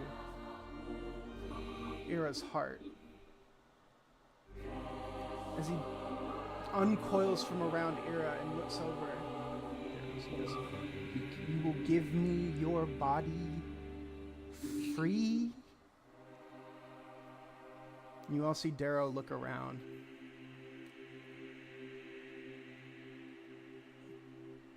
Yes. The entity turns and plunges the dagger into Darrow's chest. Darrow gasps, blood spurting. And you see as the dagger plunges in, the blue and black smoke goes into the wound into Darrow's chest. And you see the smoke, his skin turn the same icy blue, and the black tendril smoke coiling around Darrow now. You see him step back from the rest of you, and he takes a big deep breath in And he goes, and you hear Darrow's voice mixed with the entity's voice at the same time. He says, as he does the same thing as he did as he uncoiled from the black smoke, as he like brings Darrow's hands up to his forehead, wiping his hair out of his face. And you just hear him say, "Finally, our work can begin." Everything goes white. Sound, color, well, so much color that it just turns white to you all. And so much sound that everything just, it's all encompassing. You all essentially lose consciousness, but not quite, hanging on. We're going to take a break right there. Or just a real quick, like a 5-10 minute restroom break.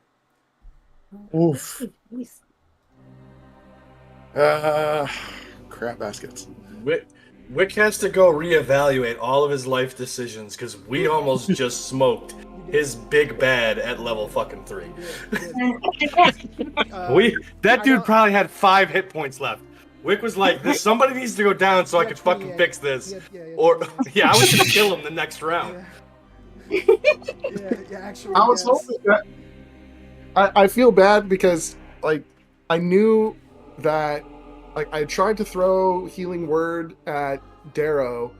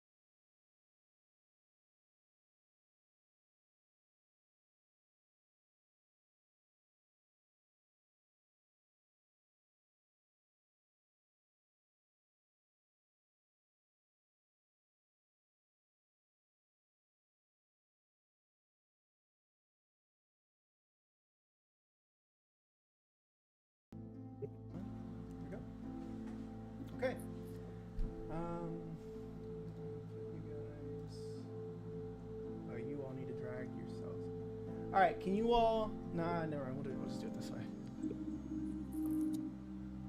Make it complicated.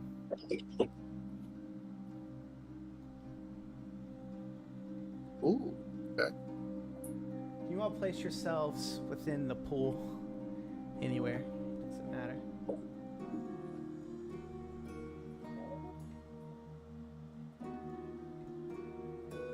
I'm just gonna snap you out of the grid.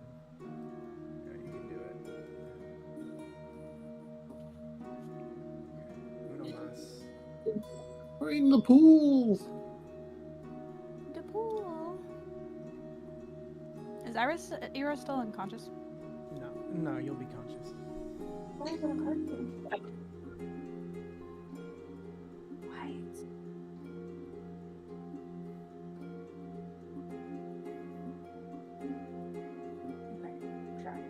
Okay. Oh, interesting. Oh, it is. Okay, cool.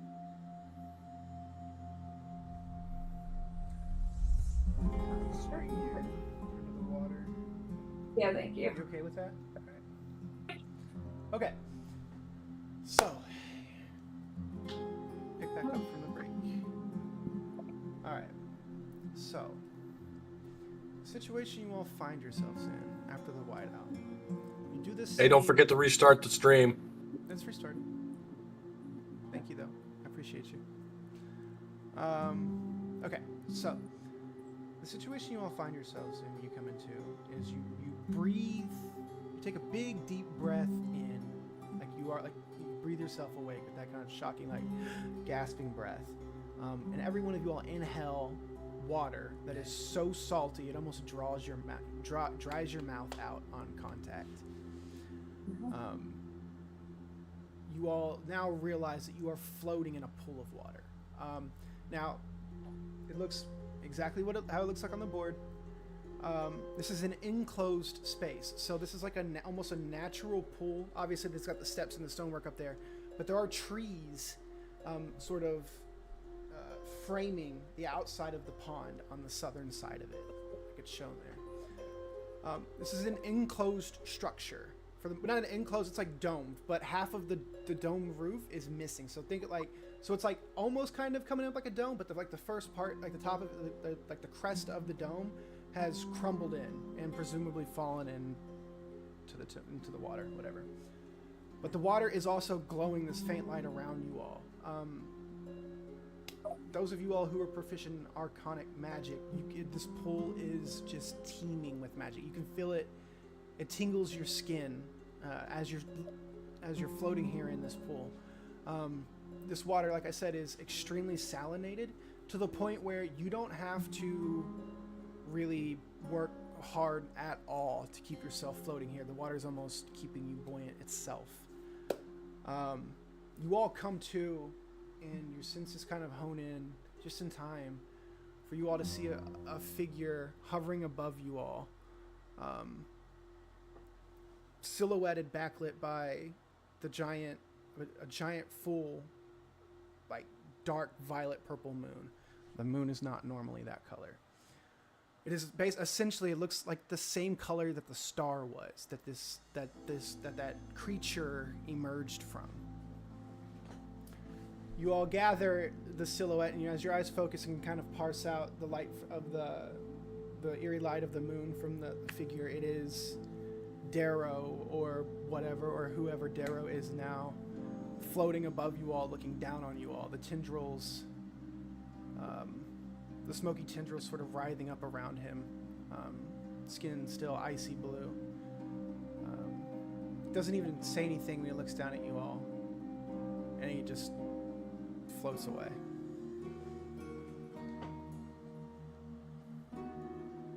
What would you all like to do? Can I go ahead and swim or float or whatever over to Ira and see about if I can do healing hands on her? Yeah, no problem. As you get, I will say this: as you get over to her and you look at Ira, she looks perfectly fine.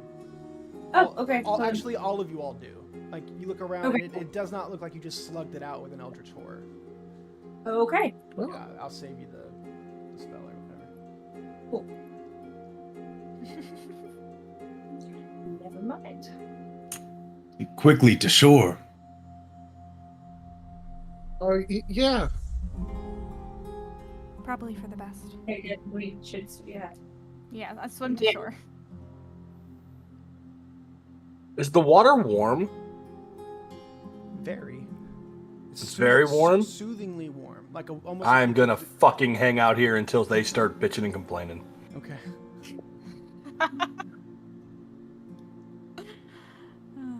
Okay. As you all make it to shore. Oh, sorry. Go ahead. No, you go ahead first.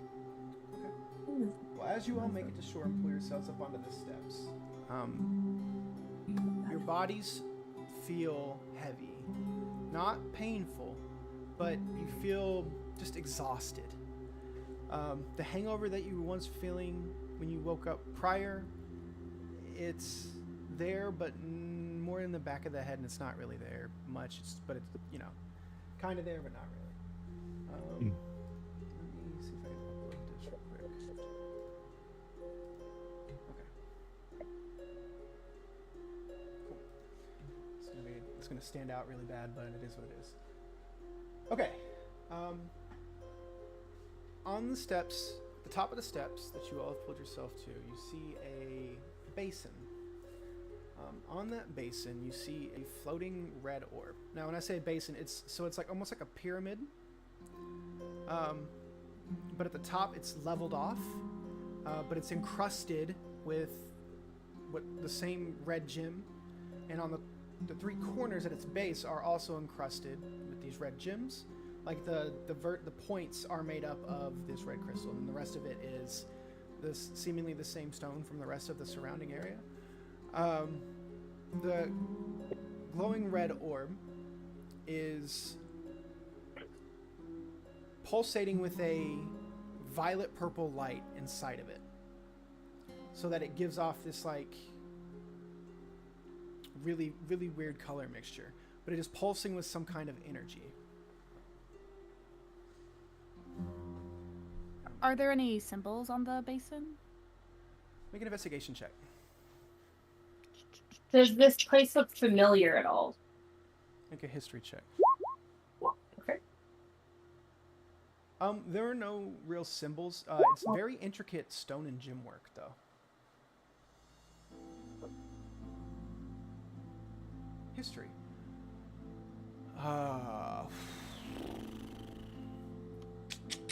Yeah, it looks like the structure in the where you all just were. Okay. You with the 24, you actually very, very distinctly recall it. This background structure here was what you all were walking towards, in whatever realm you were in previously, or wherever you all were previously. Okay, but it doesn't look familiar of any place from like the moral realm that I'm aware of. No. Okay, cool.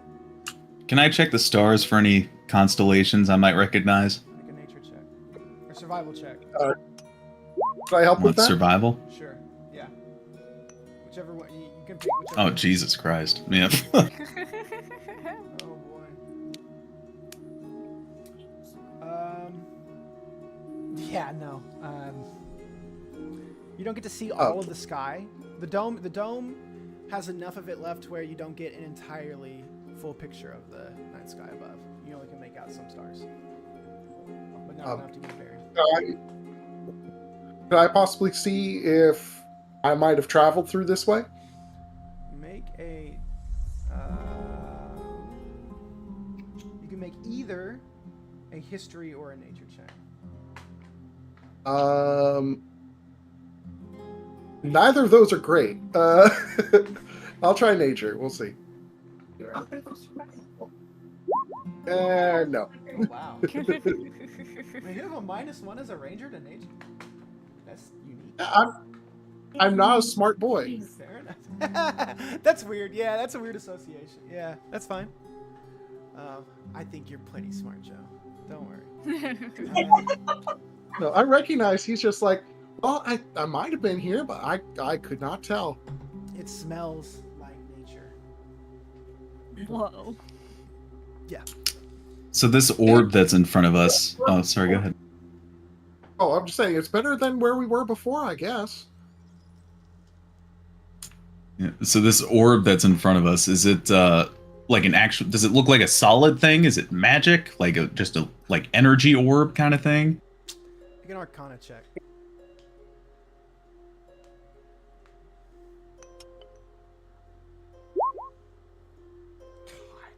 God. This is a barbarian.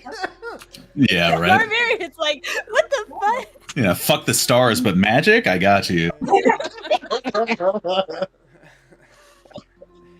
would they teach you that in Seer? Yeah, right. Okay, let me see how I can relay some good information to you with that in the context of a barbarian. Okay, so the gym itself, you reach out, or do you want to touch it? Well, that's why I'm trying to ascertain if it's safe to touch, because it looks like I want to touch it. All right, it looks, from a magical standpoint, it looks stable. The energy inside of it is not rapid or aggressive, or doesn't look angry. Normal Dan. Tent said normal Dan overall.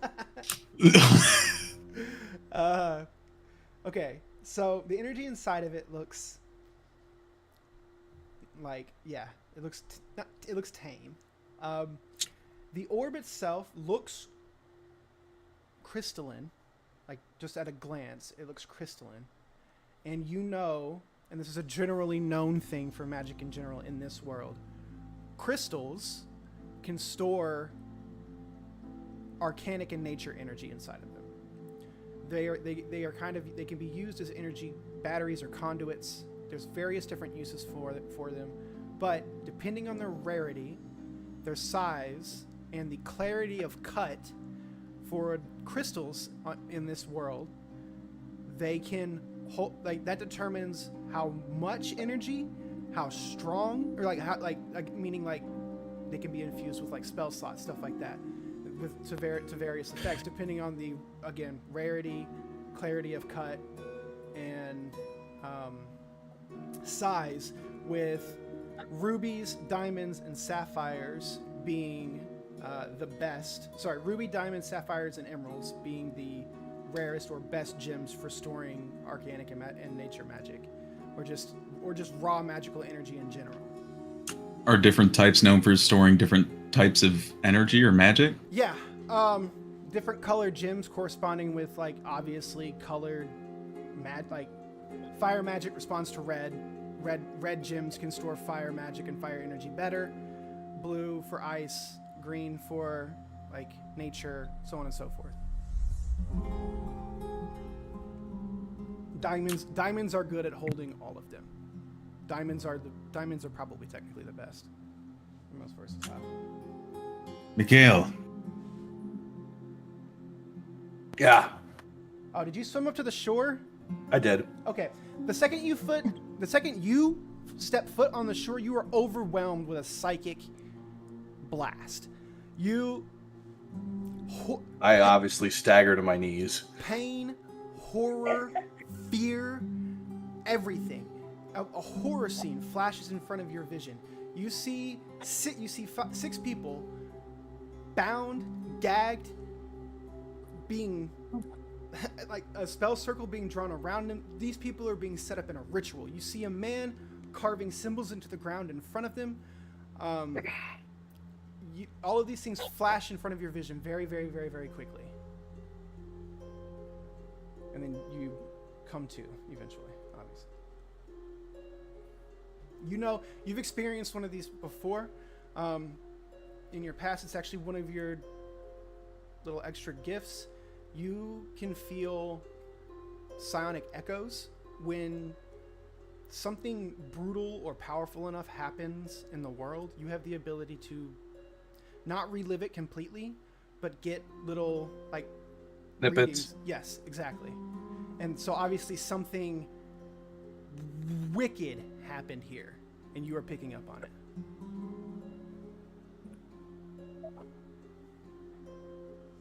Well, that wasn't pleasant. Are you okay? I'm fine. Okay. Durkin, what did you want? was going to see if you could investigate this temple and find out where we are. Okay. I don't touch the gem. At least, I don't think you should. I will, scout around, see if I can't find a, Do I see on the ground any, like, signs of, the ritual taking place here? Like, do I see the carvings or the... Make either an investigation or perception check. While he's doing that, is there any wildlife around? Make a nature check or survival check. Deuce on the perception check. Okay. As you begin looking around, you get to the top of the steps. You pick up on a. Well, yeah. You pick up on following your psychic intuition. You make your way over here, and on this platform here, you see the remnants of a magical runic circle carved into the earth. Upon further inspection, that really good roll, you can see where the earth has been disturbed. People could have been laying here. This looks, a lot like the situation that you got a flash of. Is there anything connecting the gem to this area? Like physically connecting it, not that you can like, tell. There's no direct link between that and the ruby. Okay. I obviously I will say this with the 22. I'm not telling them what. Say again. I'm sorry. With your 22 your perception on the relief right here, this that is that crystal on the wall there. That is a crystal there. It is a ruby as well, but it is done, meaning there is no energy in it whatsoever. And this is a door. This is a giant stone door.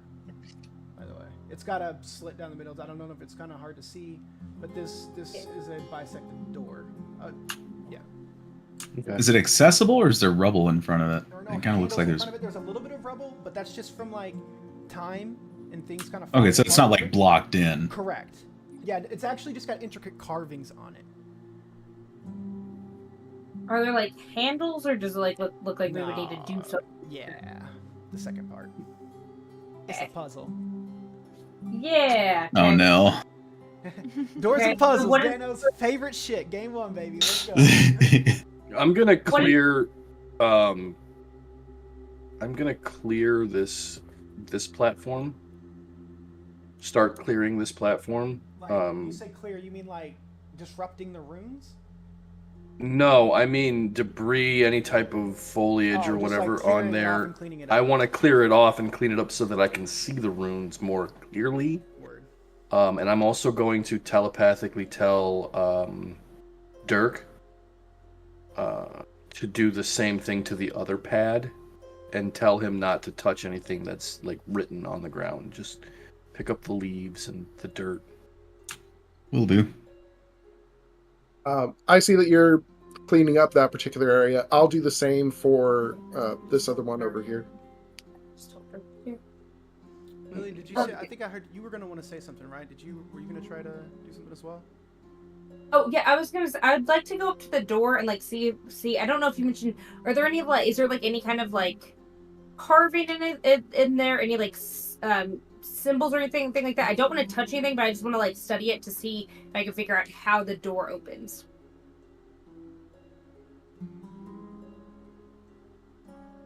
Okay, make an investigation check on the door. We just out of curiosity, we remember the fight, right? Yes, completely.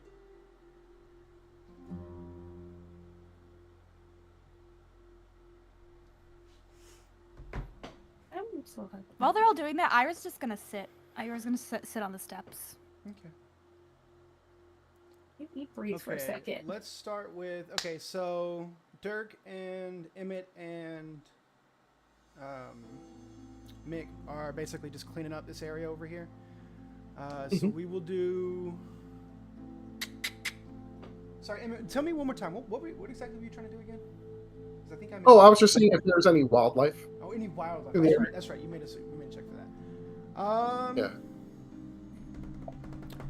focus in, take a deep breath, you breathe in the air, try to connect yourself with nature. There are no wildlife within the temple itself. You can gather that much for sure. Are you using is that like a ranger thing? Because don't they have a thing where they can like check for beasts in a certain radius or something like that? Is that... I just want to know how far, if it's like an actual thing, if I should be like considering a certain distance.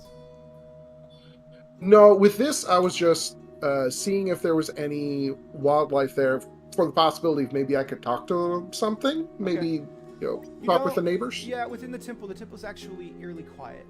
You can hear the wind kind of blowing through the crumbled open dome, but you don't hear any birds, you don't hear any insects, you don't hear... This temple is vacant, as far as you can tell, of every bit of life aside from you all. Well, that's a shame. It's not a bad space. Then I go back to helping clear the area just to see if there's something else. I probably won't be able to help that much, but at least I can clean up. Okay. Lily, as you're checking on the door, there are no handles or anything like that. However, you do see it's very faint. It's actually more in the cracks in outer perimeter of the door, but there are spaced ever so often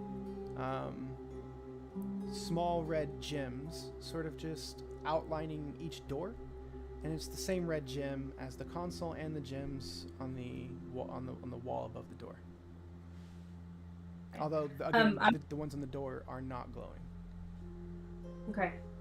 I'm gonna go ahead and holler that to everybody just so that everyone knows what's going on. Escape room rules? Everyone needs to be on the same page.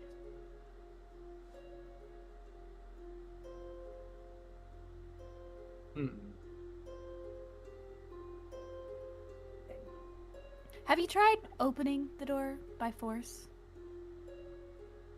I'm very purposely not touching anything at this point, so no. I mean, we could also just knock.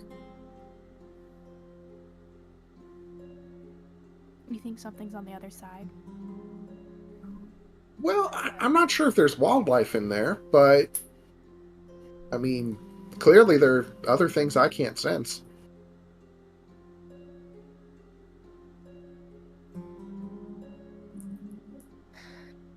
You're just gonna go and try and push open the door. Make a strength check. Just touch. Okay. Can I help her since I'm already up there?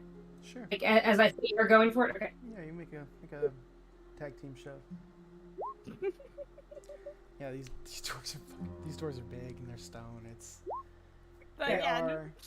Yeah, but you can tell, like, as you both put your hands on the door, there is latent magic within it. The door needs something to activate the latent magic within it. You at least can gather that much. What kind of elements did you say was associated with rubies? Fire. Fire, but it doesn't necessarily have to be fire. Like, it just holds fire better. Did we determine? Did you say that these explicitly are rubies? No, I said ruby because it's a red crystal. No one has like taken the time to like try to determine what crystal actually it is. Okay, well, as the resident rich bitch of the fam, can I determine if that's a ruby? Sure, make a nature check with advantage. Cool. Hey. There we go. And go again. Okay, it's not great. Okay, no, 13's fine. It's fine. You've seen plenty of them. They are all garnets. Oh, okay. Is there any, like, would I know if that's associated with any type of specific magic? Again, so garnet being a red gem holds fire better, but it is less rare than a ruby. Gotcha. Like an actual ruby. Probably less powerful. level. Correct, Magic? but it's yes, lower level magic. If you had to make an estimation, would be anywhere between a first and second level spell. Okay. Equivalency of magical potency that can be held within a garnet. I was just gonna say, I know this is silly, but can I try talking to the stone via magic stone? Yeah, I'd love to. Yeah, let's try. Make a. Okay. Make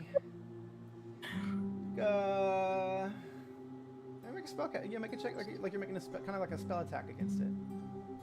Okay. We'll set a little DC. So spell He attack. hits and gets thrown back 700 feet. So I just say, I'm not sure if you can understand what I'm saying, but you have a lovely home, and it looks like we might need your help to get through this door. As I cast Magic Stone on this huge gem.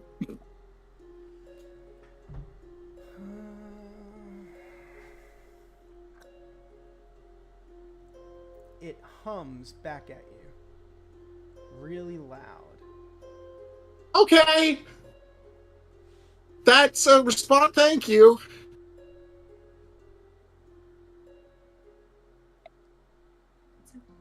I have a bad feeling about that gem. Hold on one sec. Make an insight check on the gem. Me? Yeah. Okay. Maybe? Let's see. Nope. No. I think it's trying to communicate with us.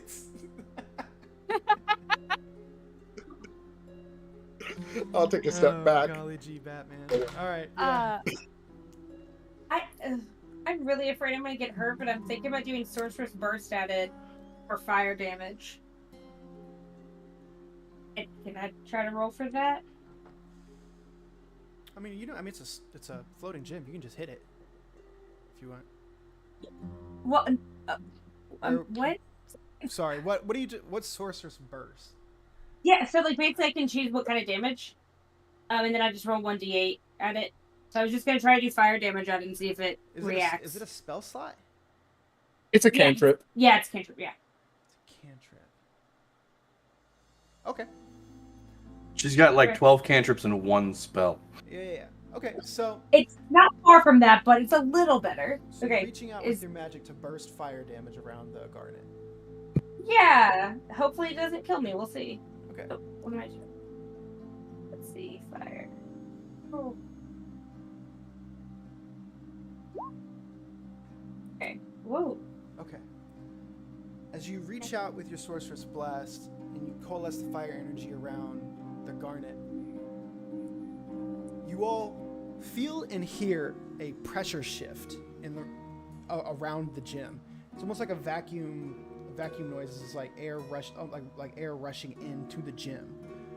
The fire rushes into the gym and pushes out the energy that was inside of the garnet, and it seeks its way to you, Lily, and it slams into your outstretching hand.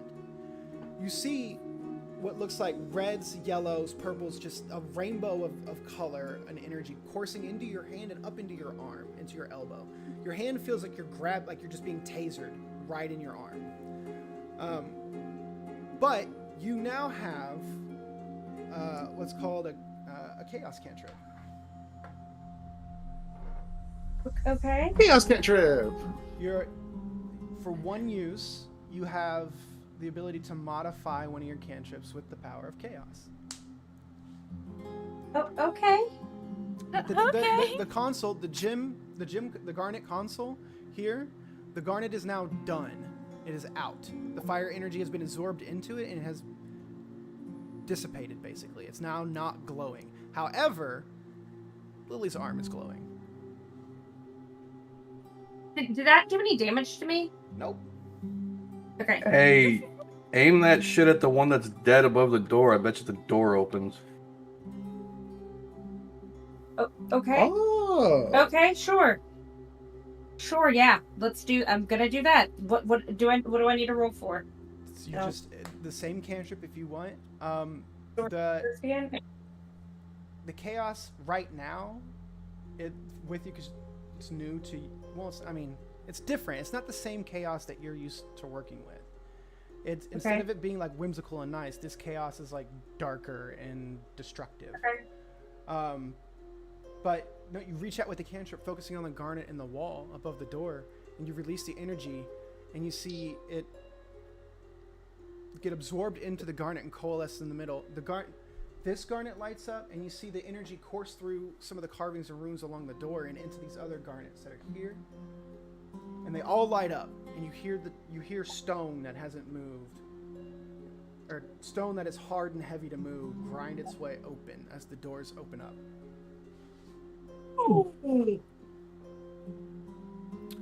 Hey. Okay, you all step out into this. Prior to leaving, did I have enough time to study that ritual? Yeah. So this is actually you didn't. I'm guys are still proficient the in room. Arcana, The so door's just open. So Okay. you guys are actually all up here. Or, well, at least you haven't stepped through the doorway yet. We can flip back and forth between both maps, no problem. that's fine. Just I'm studying this. Yeah, no problem. It's actually so we're coming up on 3 hours now. It's 10:30. So we're gonna stop there and pick up here. Okay. Next week. Yep. Sick. Hey. Good job, dude. Thanks. Hey, that was a man. great first session, yo. That was Yay. wild. I'm excited. Poor Darrow.